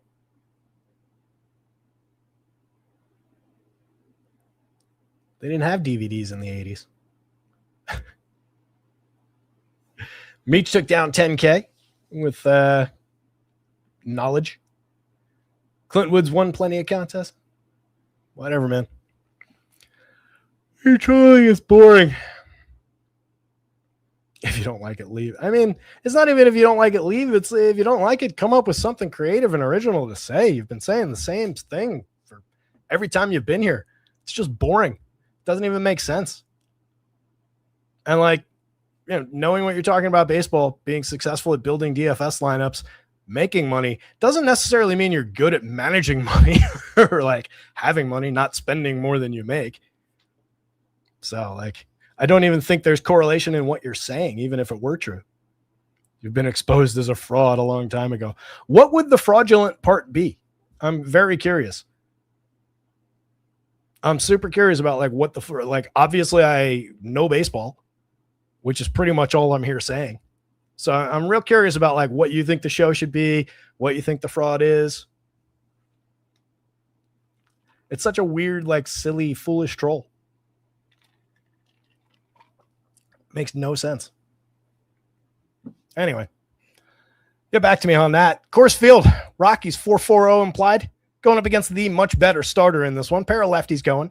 Mackenzie Gore, 48 innings, 26% strikeout. The walks up at 10.8%, a little bit problematic for him. 4.50 ERA reflects that a little bit. 4.07 xFIP, 3.95 Sierra, a little bit more reflective of the quality pitcher that's in there.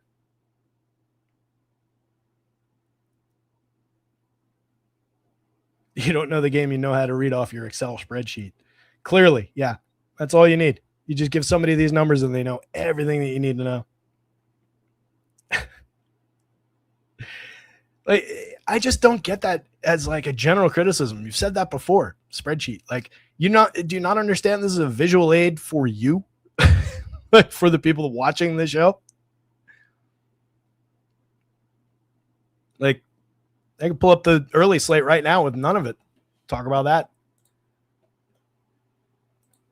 I'm not going to waste everybody's time to do that. That's actually kind of an interesting slate. Shane O'Mac, probably the best pitcher on that slate. Fromber, our guy, would have been previously, but he's kind of going through it. I do like that matchup for Fromber, though, against the Guardians. Anyway, we're not going to take up time doing that. Get some sun, says Quality Soul. Must be listening to you with the monitor off. Yeah, that's probably it. Doesn't understand what the Excel sheet's actually for. Anyway. So the Rangers, the 5.22 implied total. Again, not great conditions for Coors. It's a 40-degree day. The wind is blowing in, so maybe not the typical explosive upside, but neutral site. I would still be interested in these Rangers bats against this version of Jose Quintana anyway. 11% strikeouts, 11% walks, carrying a 3.97 ERA, but a 5.90 xFIP, a 6.03 Sierra. That is reflective of the real version of this pitcher.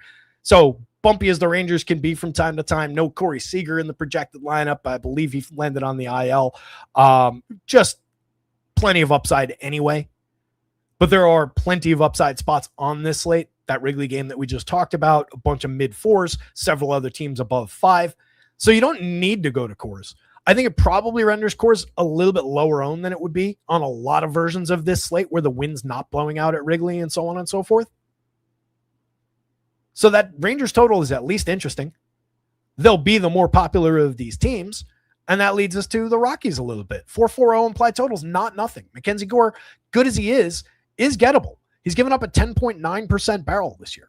43.8% hard hits, nearly a 90-mile-an-hour exit velocity. It's only resulted in a 2.94% home run rate. It hasn't been a problem for him, but it is there. The problem with the Rockies is there's so much swing and miss in this lineup. There's a lot of strikeout, but there's also just a lot of whiff. 25.9% strikeout and a ton of inconsistency. So those batted ball events, good as they can be for some of these hitters, few and far between. And it's all about Hunter Goodman in the heart of the lineup. Mickey Moniak a few spots later, lefty is not as friendly to him. 7.17 for him in the home run model. Goodman coming in at 8.94. They have 11 and 12 home runs respectively. Willie Castro is a piece of correlated scoring in between those two guys. And then some major question marks, some major pieces of inconsistency. There are a lot of zeros lurking for you as landmines if you go to this Rockies team. But that's why people won't go to them as much. That's why they'll be less popular than their opponent in Coors Field, less popular than several of the other big offenses, the big showy spots of the day. So if the angle is just I came to the slate looking to get Coors Field as inexpensive and as low owned as possible, this is actually one of the better days to do that, and especially on the Rockies side of it.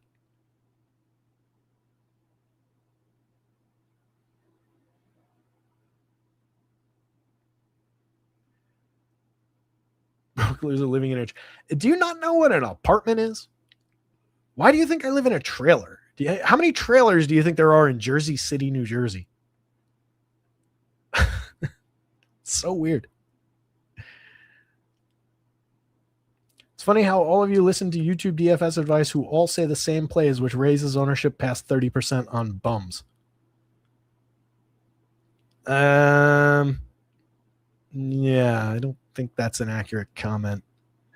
I'm pretty sure the ownership would be higher on mostly like the star players like the Aaron Judges of the guys that you're talking about. I think that ownership would just be naturally higher.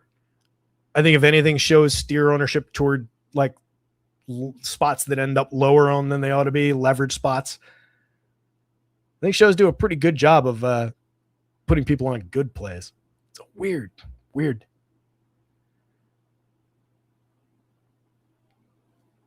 Who said bum? I said apartment. I live in a 2-bedroom apartment in Jersey City. More than what I need. What am I like? Why do I want a big ass house on one guy? If you saw this place, as far as the mess in here goes, I can't keep this place clean. What am I going to do with a house?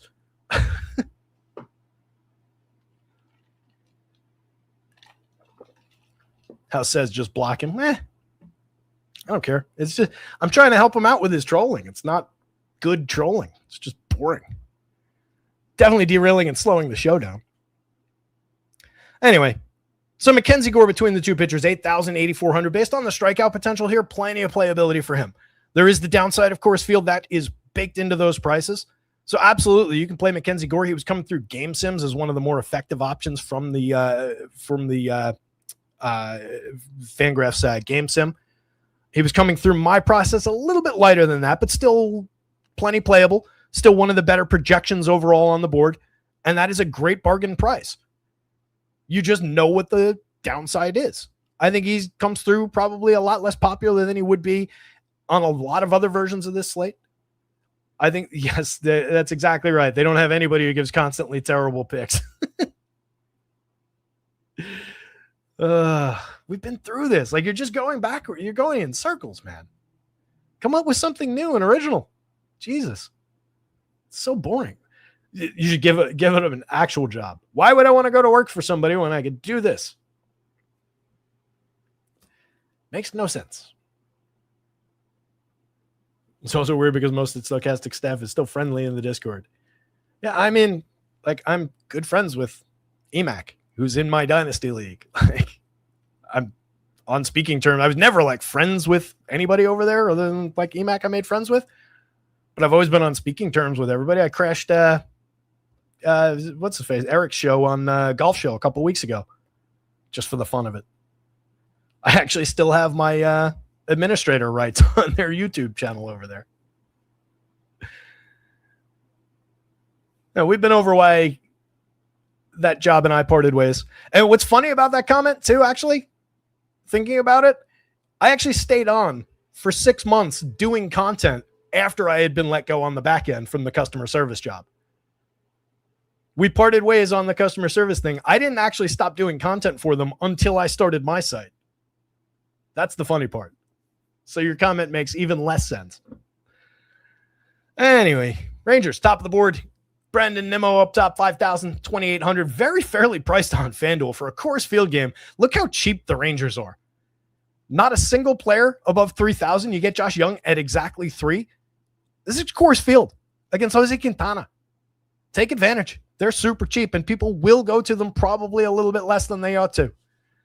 Nimmo has 4 home runs, a 345 on base. He's been tremendous for correlated scoring. Carrying a 370 xWOB under that 336 actual is very interesting too. 9.6% barrel, 50% hard hit. That's not entirely reflected in the slash line or the home run total. This is prime version of Brandon Nimmo right now. And again, we're getting that lefty bat, even lefty here and going into Coors. Don't expect Quintana to be in there for a very long time. So plenty of premium upside from Nimmo, even at 5 on DraftKings. No reason not to go to him when you can have Ezekiel Duran, who's been scorching hot at 4,000, 3,900 for Andrew McCutchen, who can at least still get on base for us from time to time. Drawn a 9.1% walk-in limited sample of 66 plate appearances. Just a 288 on base overall is obviously anemic and probably the lowest point he's been at any significant stretch of his career, but a guy who can still draw a walk. If he's hitting third, that's the ideal spot in the lineup for him, and he's very, very cheap for a Coors Field bat who can still drive the ball from time to time as well if he happens to get a hold of one against a pitcher who can't get one by anybody. Josh Young at 47 on DraftKings, perfectly fine. 3,000 is downright cheap on FanDuel. 6.26 in the home run model. He's hit 5 on the season.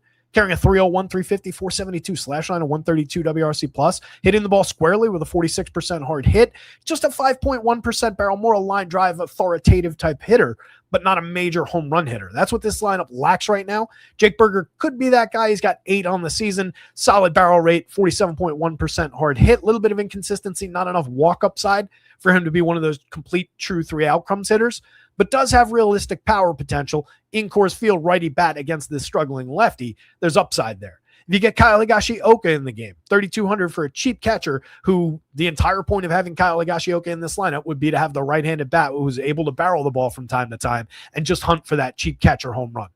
Sam Haggerty, Danny Jansen, Justin Foscue going down the lineup, mix and match pieces all. Danny Jansen, better than he's been over 103 plate appearances this year. A little bit of right-handed pop in that bat as well. Him or Higgy, you can go back and forth a little bit at catcher. They're basically the same option right now. The other two guys, more just mixers.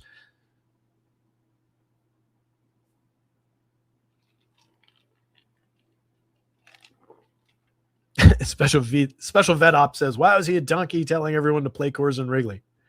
I don't know that I actually did say that. I'm saying they're great situations. I'm saying they're going to be very, very popular. That's all the main shows say ever say, play Coors every slate. Jake Swell says, if you're trying to have a DFS host build your lineups for you, you're probably not very good at DFS. I'm happy to sit here and build a lineup for you guys if you want. I mean, I think it would be a waste of time, but we can do that. If that's what the trolls are looking for.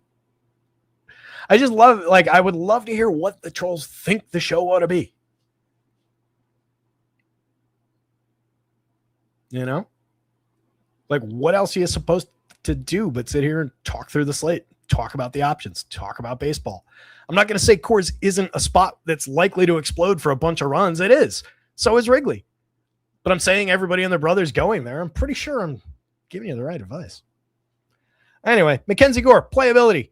But we're leaning bats. Rangers, Rockies, Gore. You could make a fair argument for sliding Gore in between, though, and saying Rangers, Gore, Rockies. He is that potentially decent here. A lot of strikeout upside for him.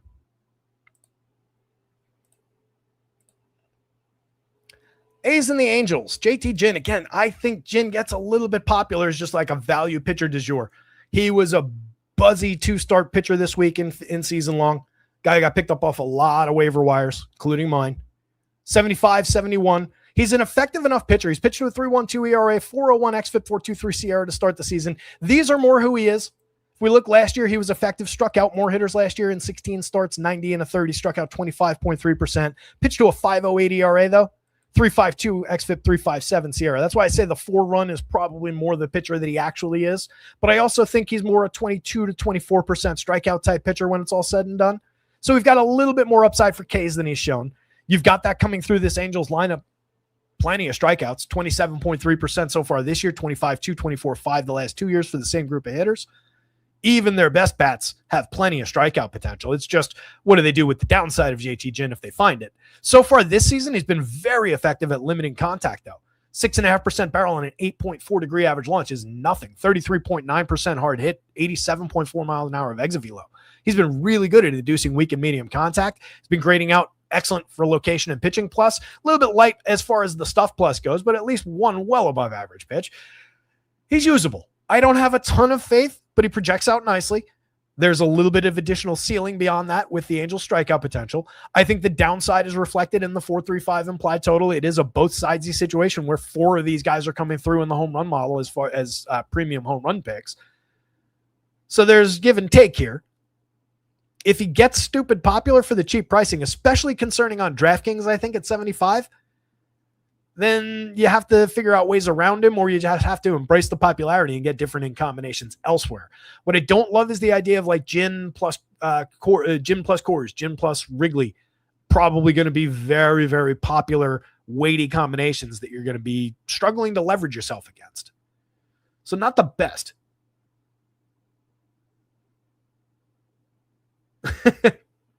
Cub says, speaking of selling, can we get a plug for the website and Discord? Let the people know where to find you. Yeah, there's a link to Discord, which is entirely free. You don't have to be a subscriber or do anything really, except click that link and jump in the Discord, join the community, hang out, Plenty of stuff going on in there. Website is rotoscouts.com. Weekly, monthly, quarterly plans under $1 a day for all 4 major sports, every single main slate. Tons of content going all year long. Check it out. Plugged.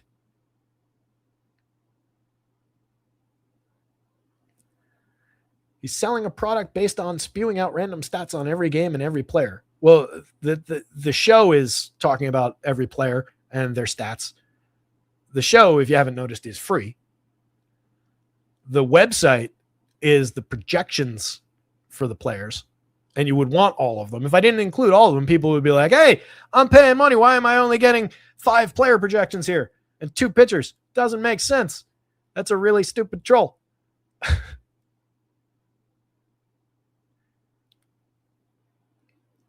Oh, now he's using all caps. Stokastic fired this guy for being a scammer. That is just not true. Again, I was there for 6 months doing content after I was let go from the customer service side. I was let go for 2 reasons. One, I told the guy who owns the company that the name Stokastic spelled that way is a really stupid name, and I stand by that. And 2, I got into it again multiple times with the guy from Fantasy Cruncher, who they had a relationship with. Oh, Meech, I know. I just enjoy responding to it and seeing them have absolutely nowhere to go except speak in circles. I spit in your face, kick you in head.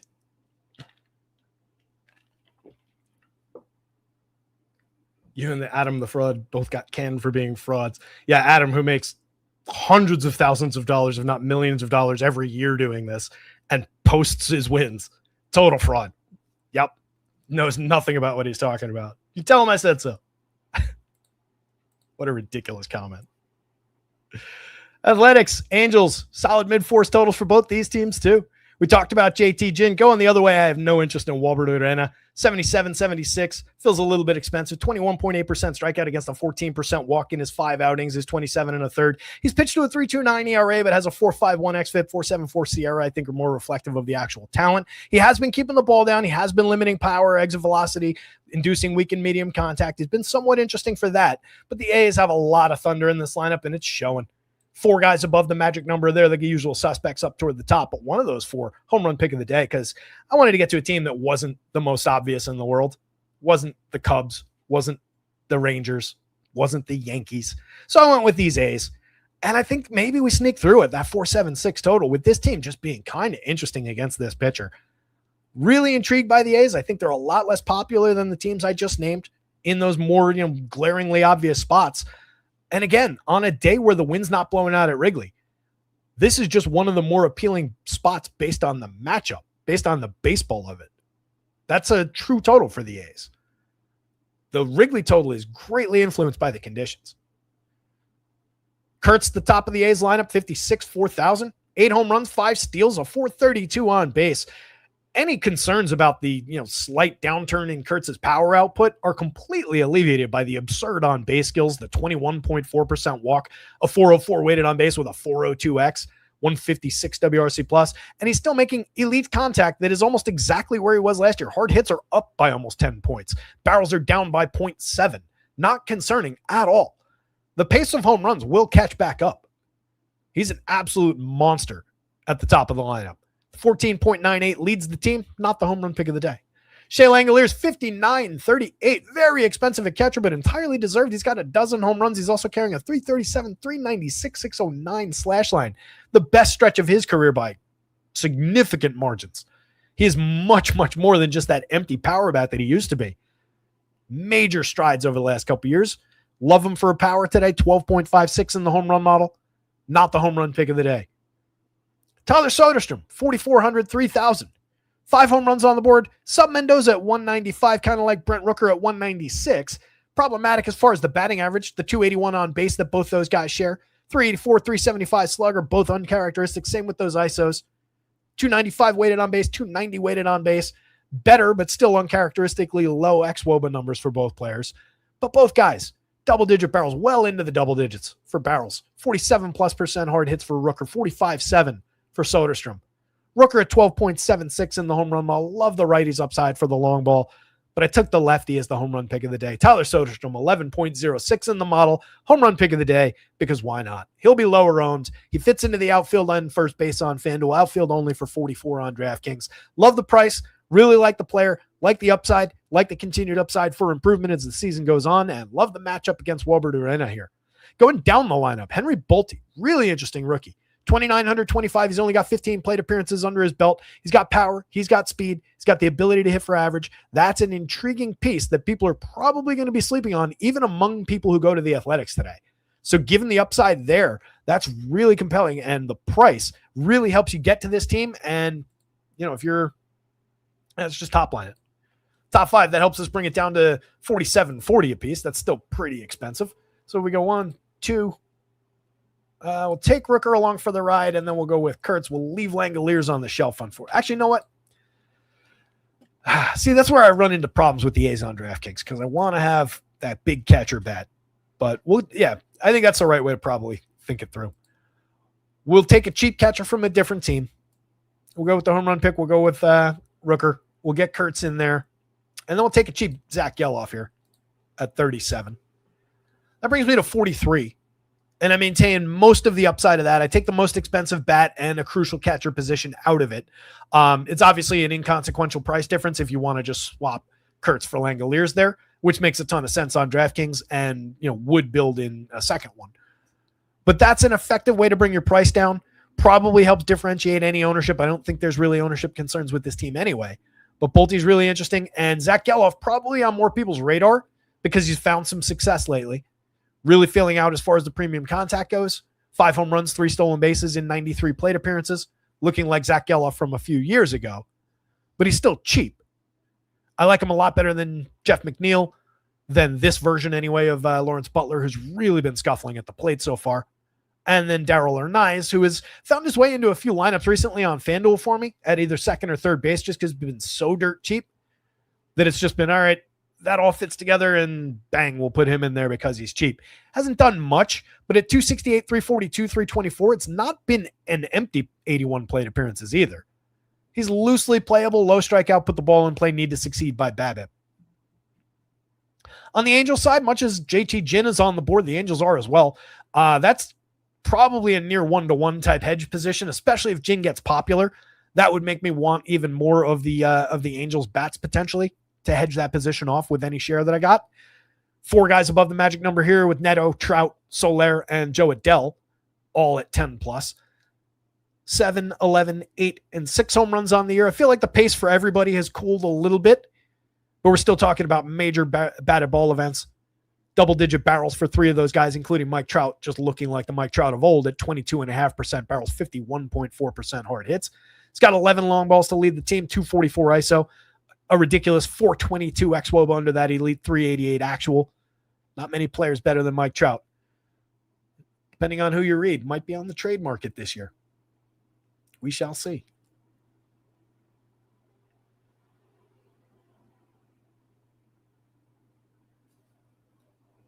Thanks, Rabbit Hole.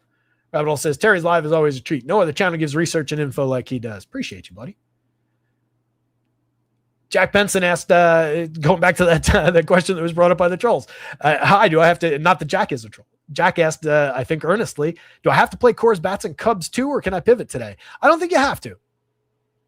I do think the Coors ends up a little bit lighter owned than it would otherwise be because of the presence of that Wrigley game.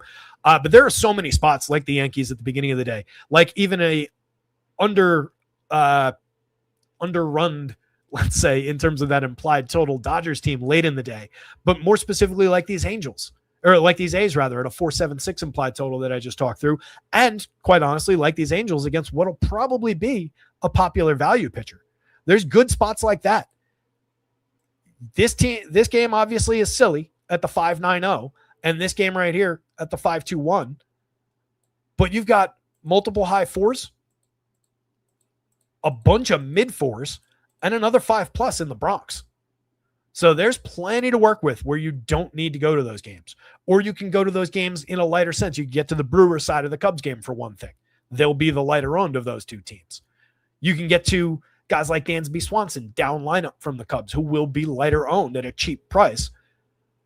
than some of his other teammates. Maybe you're one-offing Dansby. Maybe it's a 2-3 man stack from the bottom end of the lineup. So there are ways to go to that, but there's plenty of playability around it. There's nothing crazy about a Athletics Yankees stack. There's nothing crazy about a Diamondbacks Athletics stack. Astros Diamondbacks. There are a lot of potential combinations. It's a much bigger struggle on the mound today. WW Fresh, what's going on? Good to see you. Looks like Ghost is getting into it with the chat now.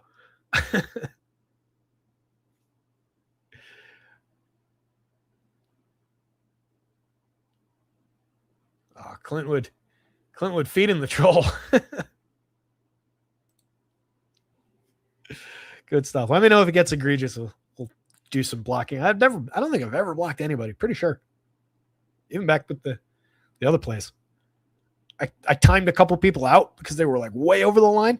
I don't think I ever blocked anybody. Anyway, enough said about this game, I think. Let's keep on moving. Troll keeps distracting me.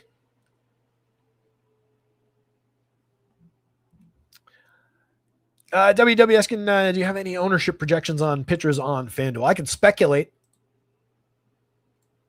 I don't have numbers for you.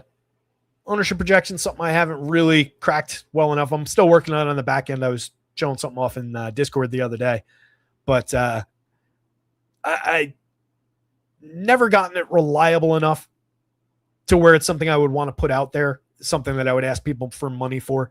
I'm considering, once I get the version I'm working on where I want it, I'm considering at least putting it up as like, and this is the data that I was talking about last week. Maybe with like big warning signs like this is beta, testing and give me feedback kind of a thing. Maybe we'll get there. But for right now, I can easily speculate for you. Brian Wu is probably going to be your most popular pitcher. I think he gets a ton of ownership, especially relative to the other guys up toward the top of the board, because it's a light pitching slate. It's a day with all that flash for hitting quality that we were just talking about. So you're going to get a ton of weight there, I think, on both sides, but particularly on FanDuel with that price offset between him, Yamamoto, Weathers up at the top. I do think Yamamoto probably outpaces Weathers for popularity, even with the big price tag at 10.5. It's just a really good spot. He projects out well for me. I believe he's going to be the top of the board for most of the other sites. I think you probably get Gore a little bit lighter on than he ought to be at that discount just because it's Coors Field. So I'm really intrigued by that spot from an ownership perspective. Sonny Gray, probably 8 to 10% owned, somewhere in that territory.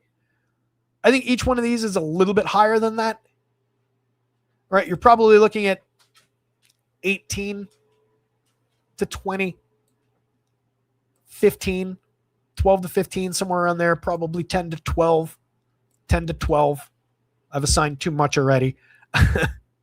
And then we start coming down into the single digits. Like, I don't think Imanaga gets crazy popular, even though he's talented, even though he's been good.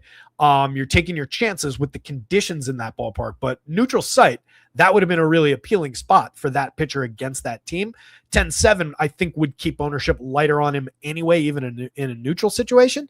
So given the conditions, I think he goes really low owned, but it's a dangerous situation. I think Jin gets popular for the discount. I think he is your discount pitcher of the day, but Schultz draws a little bit of that for the 79. Just that $800 price difference buying you such a significant bat upgrade, though, probably renders Jin as your more popular guy. And then given the matchup against the Dodgers, telling a guy like Michael King, I think your last like go-to usable type starter here, gets a little bit lighter owned than a lot of these guys. So he's kind of interesting from there. I think maybe he's your sneaky, talented, decent pitcher option, just a tough matchup against the Dodgers. Hopefully that's at least lightly helpful. Again, no numbers on it. I think so, WW. I think Wu is your chalk option on FanDuel. Justifiably so, too. I mean, he's tremendous. It's a good enough spot. Plenty of strikeout. But if you want to go cheaper, I am intrigued by Mackenzie Gore at Coors Field. Might not work out. Hasn't been sharp overall this season, but plenty of strikeout on the board for him. Robbie Ray gives up concerning levels of contact. 4.93% home runs on 11.9% barrels, major fly ball trajectory. Too many walks is really the downside. We see pitchers like him succeed while giving up home runs, and we've seen Robbie Ray succeed while giving up home runs in years past, but it's been in years where he's been able to cut the walk a little bit more, put fewer guys on base. Right now, he's got a 1.17 whip that doesn't totally align with that walk rate, finding a little success on balls in play. That's likely to change. 3.04 ERA, but a 4.31 xFIP, 4.21 Sierra. So I think the success we've seen is a little bit defiant of the numbers he's actually putting up and how he's actually pitching. 4.86 implied total in a hitter-friendly park in Arizona definitely leads us towards some intriguing Diamondbacks bats. That's another spot I think goes under-owned. If you neutral sighted this one, they would be appealing, but maybe a little less so. I think the ballpark does juice that total a little bit. But they get less popular, I'm sure, than the Coors game, than the Wrigley game, probably than the Yankees side of that game and some of the other spots. So the Snakes, interesting up top, playable through the middle. It's a deep lineup. Jose Fernandez hasn't been terrible. He's been downright playable for DFS as long as he remains affordable. Ryan Waldschmidt is a premium prospect for this team. He's made 31 plate appearances so far. They haven't been great, but he's a playable piece. It's technically, in a lot of ways, a 9-man lineup. You guys know, you've heard me rant and rave already a lot this season about Ilamar Vargas not being anywhere near this hitter. But that's a playable option. You're paying a significant tax on him. That's my big problem with that play. But if you're just looking for a guy who's going to scratch out some hits and maybe be correlated scoring down lineup, he would be inoffensive. It's just you're paying that tax for a guy who isn't going to project well and isn't the hitter he's been. Arenado has been hitting over his head. He's at 273, 350, 448. Maybe he's going to keep it up. Stranger things have happened. I continue to think, I'm not actually giving him the credit for it. I continue to think that the swing is broken and not coming back, and we're just seeing some flashes. But he's showing some life in there. 354 weighted on base with a little bit of a pulse at 332 expected underneath. That's above average. I'm surprised. I'm impressed. I don't think it's real, but he's playable, and he's still cheap. 3,600 on DraftKings. Nothing price. 3,000 on FanDuel. We're approaching the upper levels of what I would want to pay for what he actually is. But as the fourth man in over there, he's fine going alongside Perdomo, Marte when they're priced like they are. 31 and 29 for those two hitters. They're 53 and 45 on DraftKings. That's a little bit more appropriate, but even those probably a little light. They've both been struggling badly, but we know how much better than they are than what they've been over 180 and 177 plate appearances this year. Marte's got 5 home runs, just a 272 on base, a 77 WRC plus, but a strong, defiant 344 xWOB underneath all the ugliness.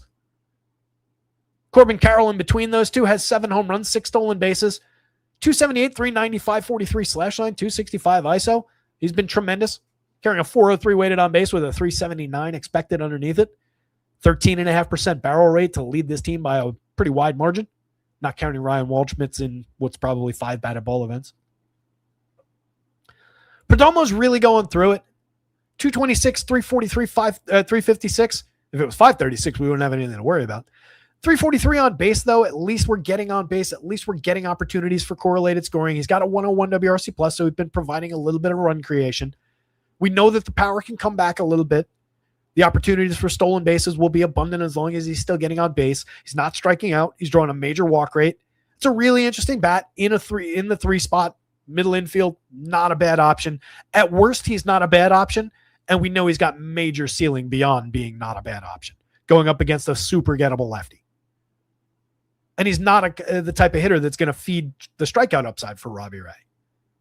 This is a limited strikeout target for Robbie Ray as well. So even if you're chasing upside for a pitcher who's flashed it via the strikeout in the past, this really isn't the right team to get that from. 19.2% strikeout rate for this group of hitters. The guys that were in the league last year, 15%, 15.7 the year before that. Lourdes Gurriel at 31.25. Slow start to his season, but still a competent hitter. Low strikeout, medium walk rate, fairly well struck balls in play from time to time. Playable piece, but just another outfielder overall, but kind of priced that way. Actually, honestly, a little cheap at 31.25. 7.14 in the home run model. As the last man in a Diamondbacks group, you could do worse. Gabriel Moreno's a playable catcher, more important to the DraftKings board. 3,400 makes him entirely usable over there. Just 1 home run in a limited slash line so far, but making good contact. 10.9% barrel, 42% hard hit. Not bad. On the Giants side, 4.24 implied total against Zach Gallen, who's been really scuffling, but they've been as bad as he's been. I don't know which side of that I prefer. 5.65 ERA, a 4.51 xFIP, 4.57 SIERA, 15% strikeout, 7.3% walk. Nothing there so far for Zach Gallen this year. But the Giants, I mean, we're talking about a lineup with two guys above average via WRC plus this year, a collective 9-man WRC plus of 89. So as a 9-man unit, they're 11% worse than the average player at creating runs via WRC plus. That's pretty damn bad.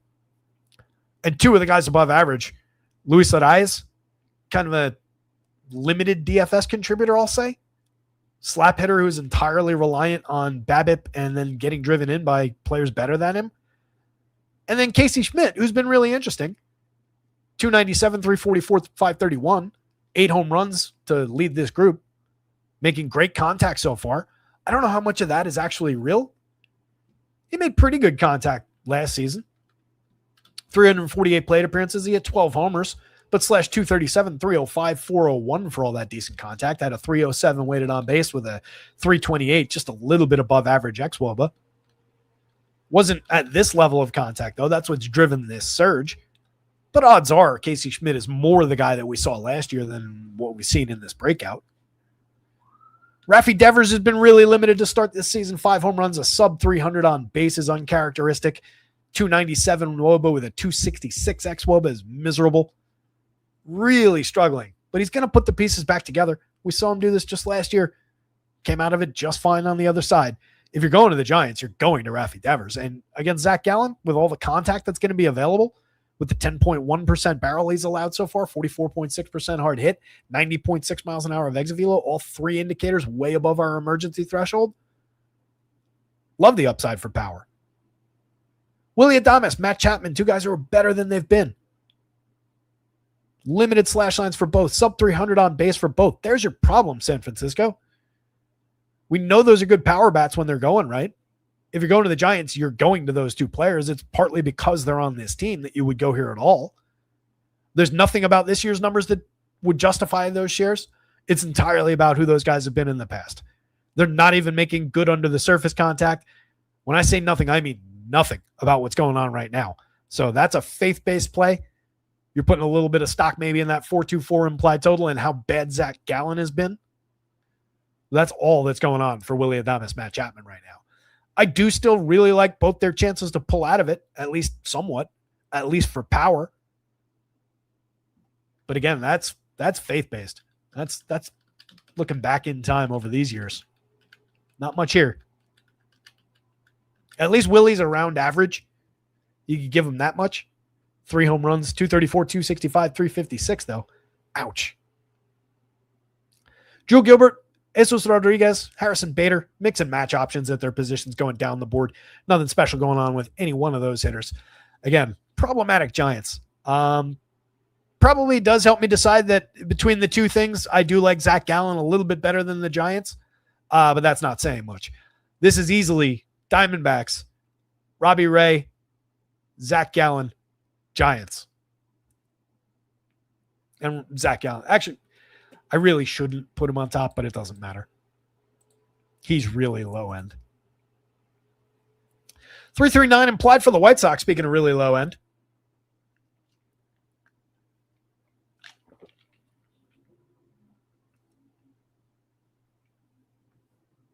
Top pros win a GPP at least once a week. In what universe?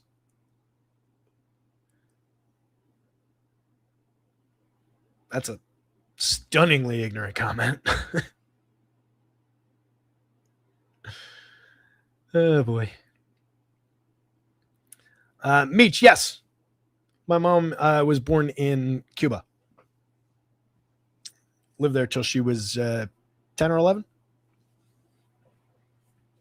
So I assume you asked because of how I pronounce the Spanish players' names.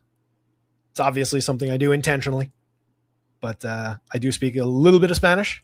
My sister's fluent. She speaks a lot better than I do. She's actually a Spanish teacher. I can tell. Yeah, I figured. But yeah, that's something I started doing kind of as a bit, and then just people were into it, and then I thought about it more. And as I've said on shows before, like if somebody were regularly pronouncing my name, Tyrion McBreedy, I would probably want to correct them. So I do what I can to pronounce the guys' names that I know how to pronounce correctly as I can.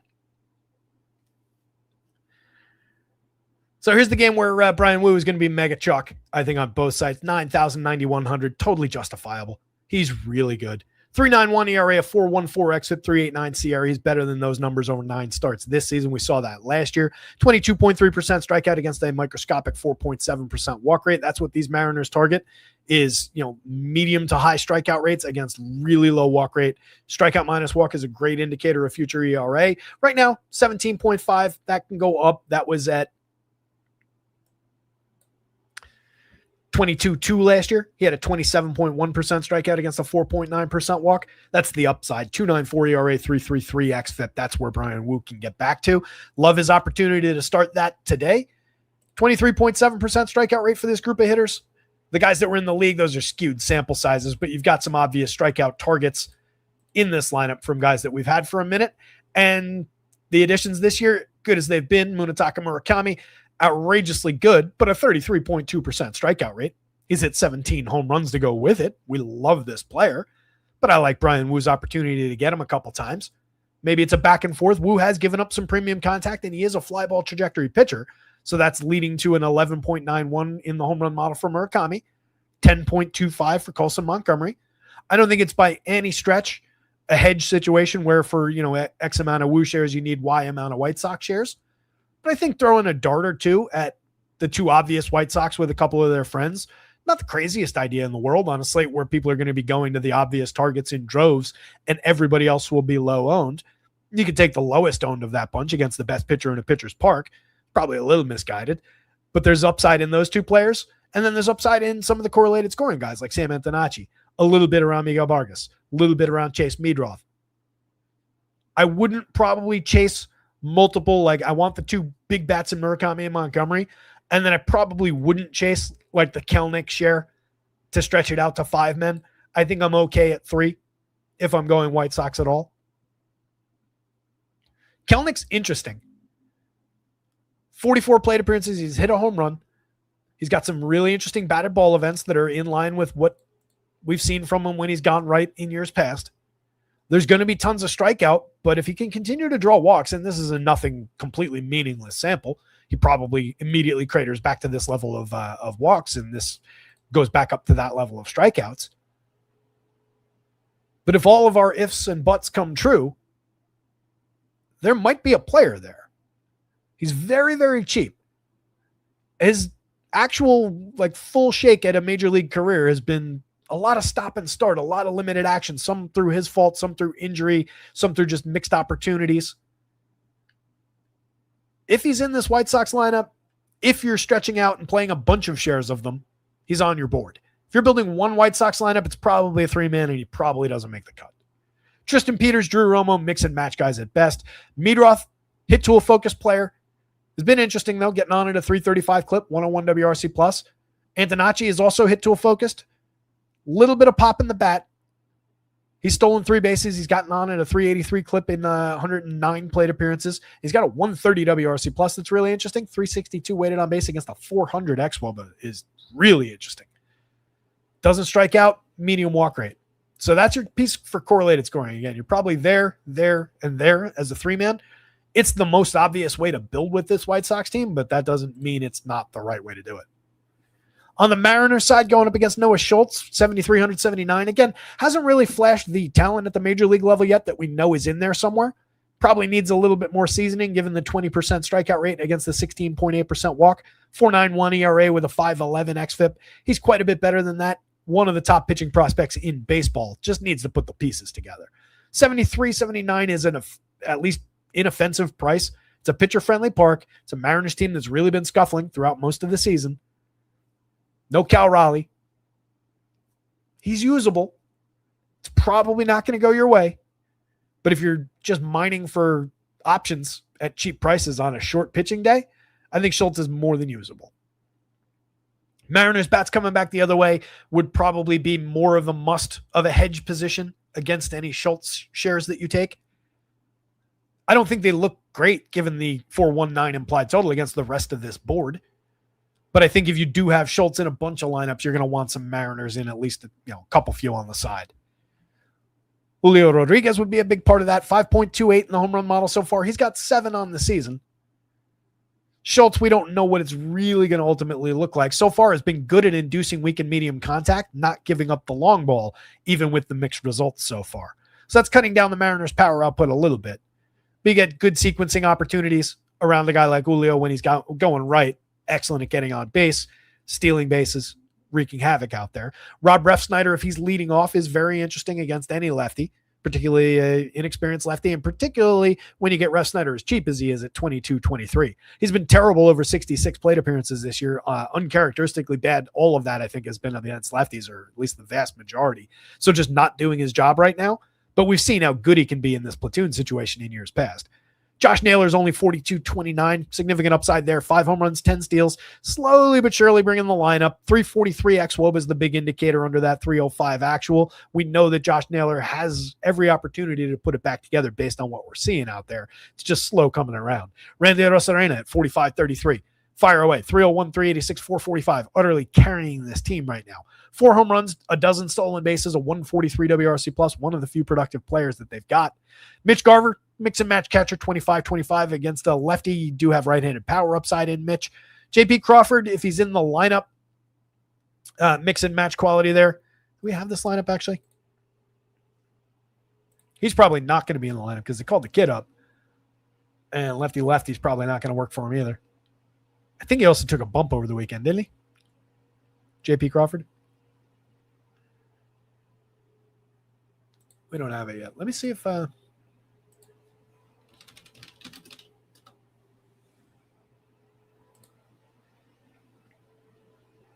Just want to check the most recent projected lineup.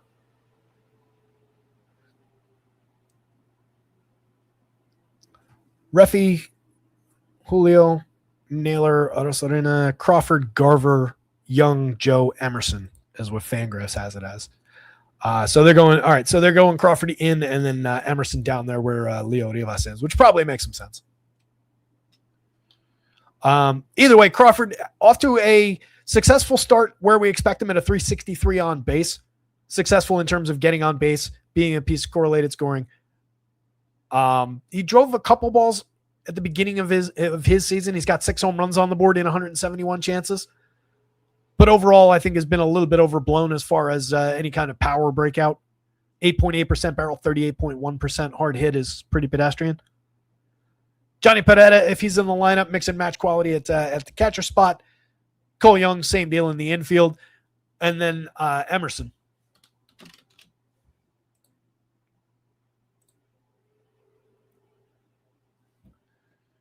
.169 plate appearances in AAA this season. Had 7 home runs, 7 homers, 10 steals, 255, 347, 469.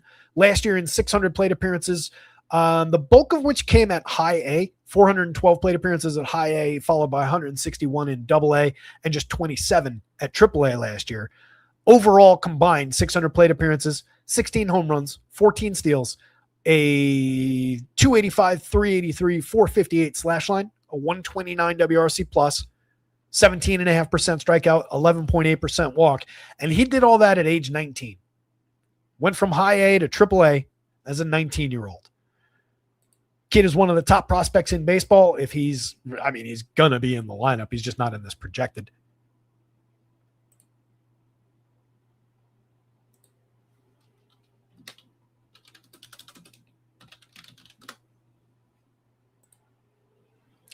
$2,900 on DK, 26 on FanDuel.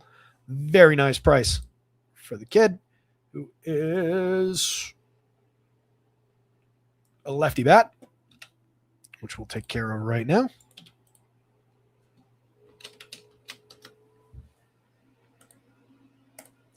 So even with a lefty on the mound, presumably he's not going to just not be in the lineup in his second available game.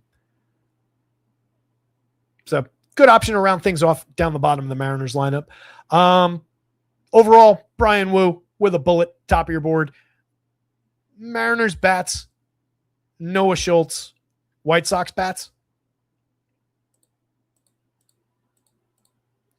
Then we close it out with the Dodgers and the Pods.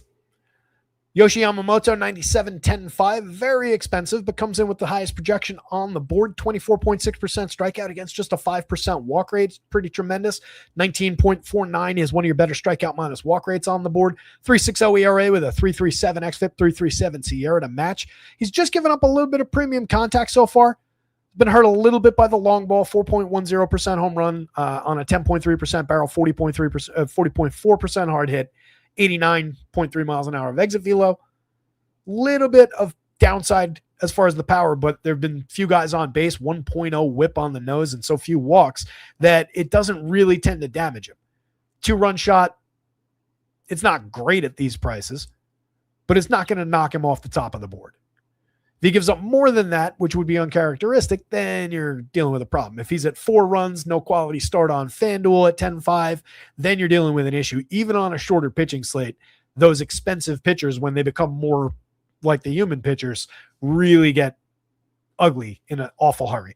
The Padres, just a 3.53 implied total. Nothing to really suggest that they're going to do that to Yamamoto, and they haven't exactly been hitting for power anyway. So plenty of upside, plenty of visibility to him being the top pitcher on the day alongside Brian Wu or instead of Brian Wu. Michael King on the other side of this one at 88.94. Reasonable option. Even going up against the Dodgers, you can see the impact on the total from the pitcher's park and from his presence. 4.05 implied total for the Dodgers is low. You've got, obviously, a top-to-bottom lineup with dangerous hitter after dangerous hitter. But King's been around the block a few times. He knows how to get through this lineup. 2.63 ERA, a 3.94 xFIP, 3.99 SIERA. It's about who he is. 3.5 to 4 run pitcher is about right. Very capable of keeping the ball in the yard. Excellent at inducing weak and medium contact. So far this year, 31% hard hits, 86.9 miles an hour of exit velo. That is difficult to hit home runs against. Shohei is defying that a little bit. It's difficult to suppress him. 14.87 in the home run model. Everybody else, though, including some of the more robust power hitters in the league, checked down pretty significantly in that home run model. Last season, 3.90% home runs in 15 starts. He allowed some uncharacteristic contact that year. But even these numbers, 38.1% hard hit, 87.8 miles an hour of exit velo on average, those aren't bad. It's just that a few got away from him. If you gave him the other 15 starts, 16 starts to complete that year, I would have liked him to bring those numbers down to at least this kind of a barrel rate. Not quite that level of home run maybe, but you shave that down probably around 3%, maybe slightly under. Do you think the Dodgers are playable coming back the other way? Through the game sim, they were coming out just fine as one of the leading, probabilities of being a top 3-man, 4-man. It's, again, difficult to suppress these guys in any realistic way without really putting your thumb on things. That's what an Ohtani, a Betts, a Freeman, a Tucker kind of a lineup will do to you. 4 home runs apiece for 3 of those guys, for Betts, Freeman, and Tucker. 7 on the board for Ohtani. In 201 plate appearances, it's fair to say he's having a slow start to his year. That still amounts to 258, 385, 454, a 133 WRC plus, a 393 xWOBA, 30 runs scored. Guy's tremendous. Any way you slice it. He's down to 3,700 on FanDuel. There are a lot of guys that are more expensive than that. 64 on DraftKings, holding strong over there. Love that he has first base eligibility on DK to go with the outfield, by the way. Mookie Betts at 44.33, reasonably priced. Slow start to his year at 180, 255, 440 over 55 plate appearances, but it's still Mookie Betts. Still putting decent wood on the ball, not striking out, medium walk rate, plenty of opportunity to succeed for him. Freddie is fairly priced. 11% barrels and 46.9% hard hits alleviate any concerns about a dip in batting average. Getting on base at a 335 clip is okay. 378 xWOBA tells us everything's going to be just fine for Freddie.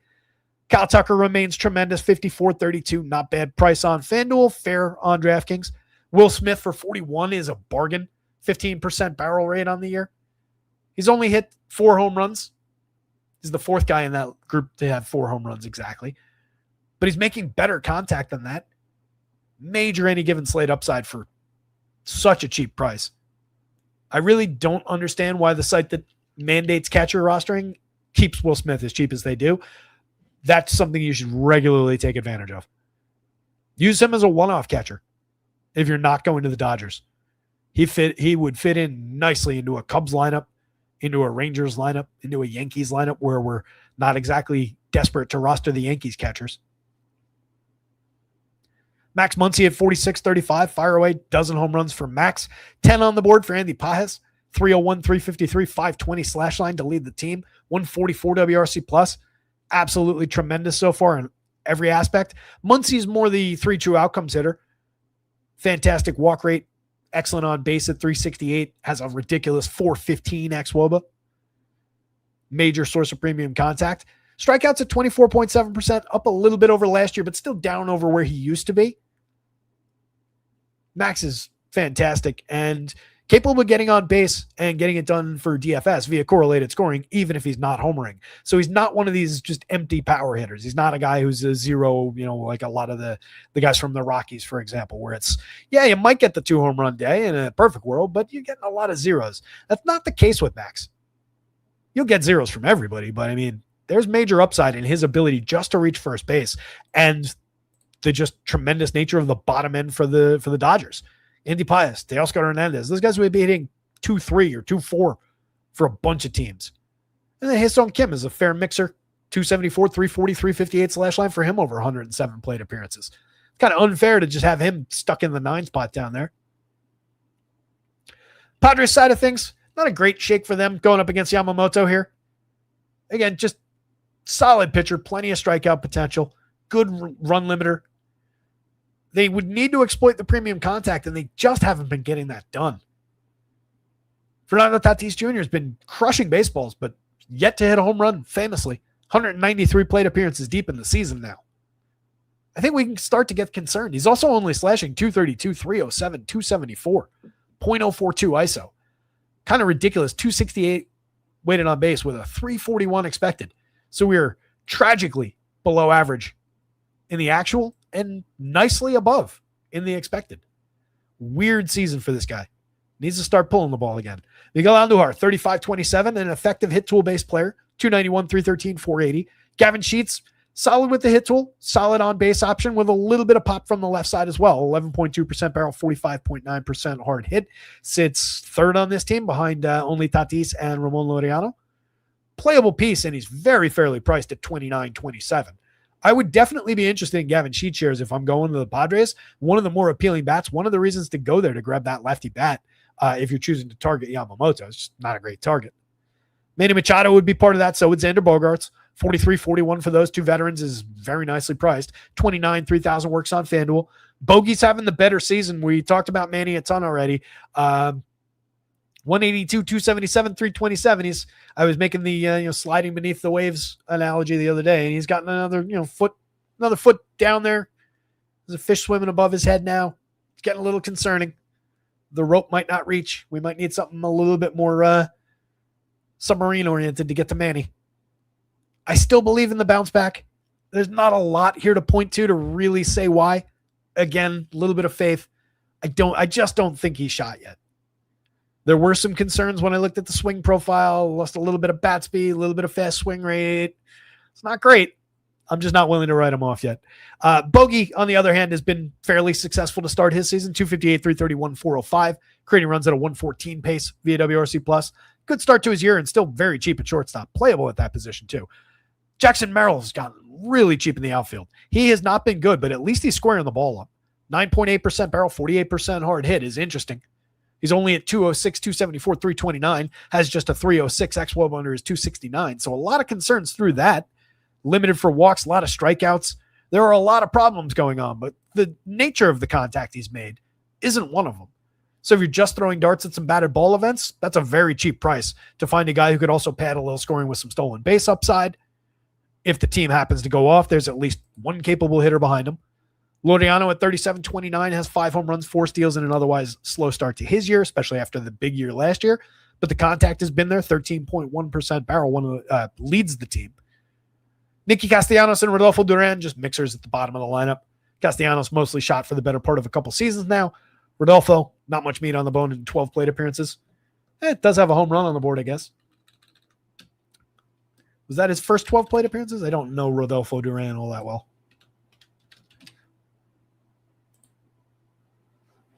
Coming for the 2-hour plus rundown. Stay for the last moments of the show where we look at Rodolfo Duran's profile. See, when people talk about what the other shows are doing, I don't think anybody is digging in on the Padres 9-hitter in the last game after talking for 2 hours. 102 plate appearances in AAA so far this year, 238, 356, 429 slash line, a 357 weighted on base. Kind of interesting. A 190 ISO. Not uninteresting. Just a 90 WRC plus. Decent enough walk rate. He hit 16 home runs in AAA last year in 352 opportunities. Very good slash line at 288, 344, 503. 368 weighted on base. 215 ISO.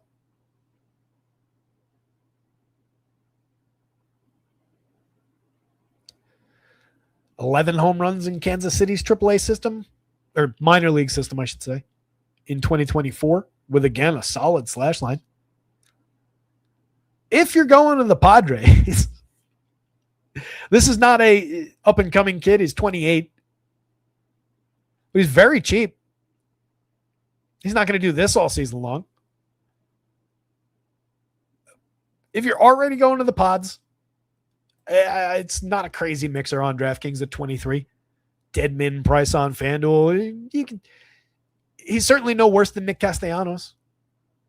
He's probably worse than Jackson Merrill, Ramon Laureano, and those other guys.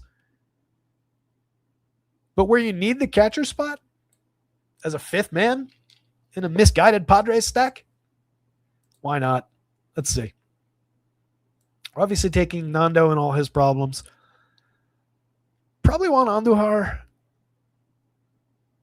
Actually, no, because I didn't realize there's a conflict between Andujar and Manny. That kind of sucks.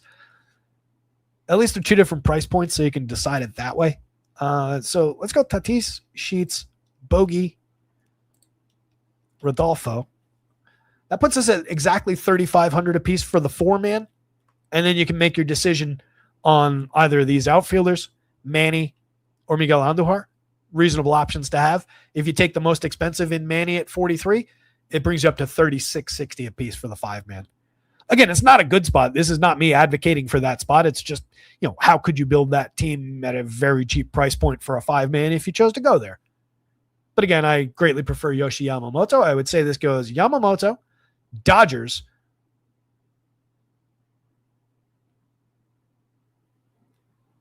yeah, Yamamoto, Dodgers. I was tempted to put King above the Dodgers, but I won't. Yamamoto, Dodgers, King, close to the Dodgers, and then a pretty big gap, and then the Padres bats. That rounds out our last game. XX Cub says, anyone can play pro baseball at 19. I don't want to brag, but I got a DUI as a 19-year-old.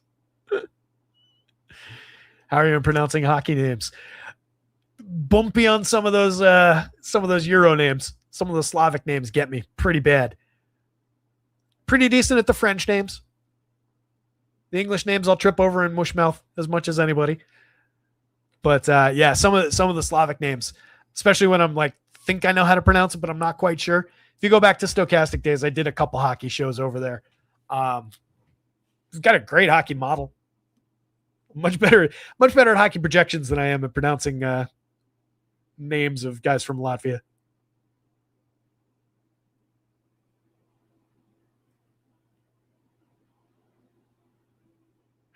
Justin Herkawian. That's how I say that name. So many of them I also just I say in my head, but then I won't hear pronounced unless I happen to catch their game because the amount of time that I dedicate to watching hockey highlights is unfortunately light these days. So unless they come through town, play the Rangers, and I happen to be watching the game or happen to have caught highlights or obviously the biggest names, there's just a bunch of names for hockey too that I just have headcanon on how it sounds. Hryskovian, that's how you say that name? See? Yeah, that I had no idea. In my head, that's just Herkawian or maybe Herkovian. Hryskovian. Love it. I know enough to know that it's not Patrick Roy. Let's put it that way. With that in mind, guys, roll the first R and it makes more sense. Hryskovian. Hryskovian. Yeah, I can see it. I can see how they got there.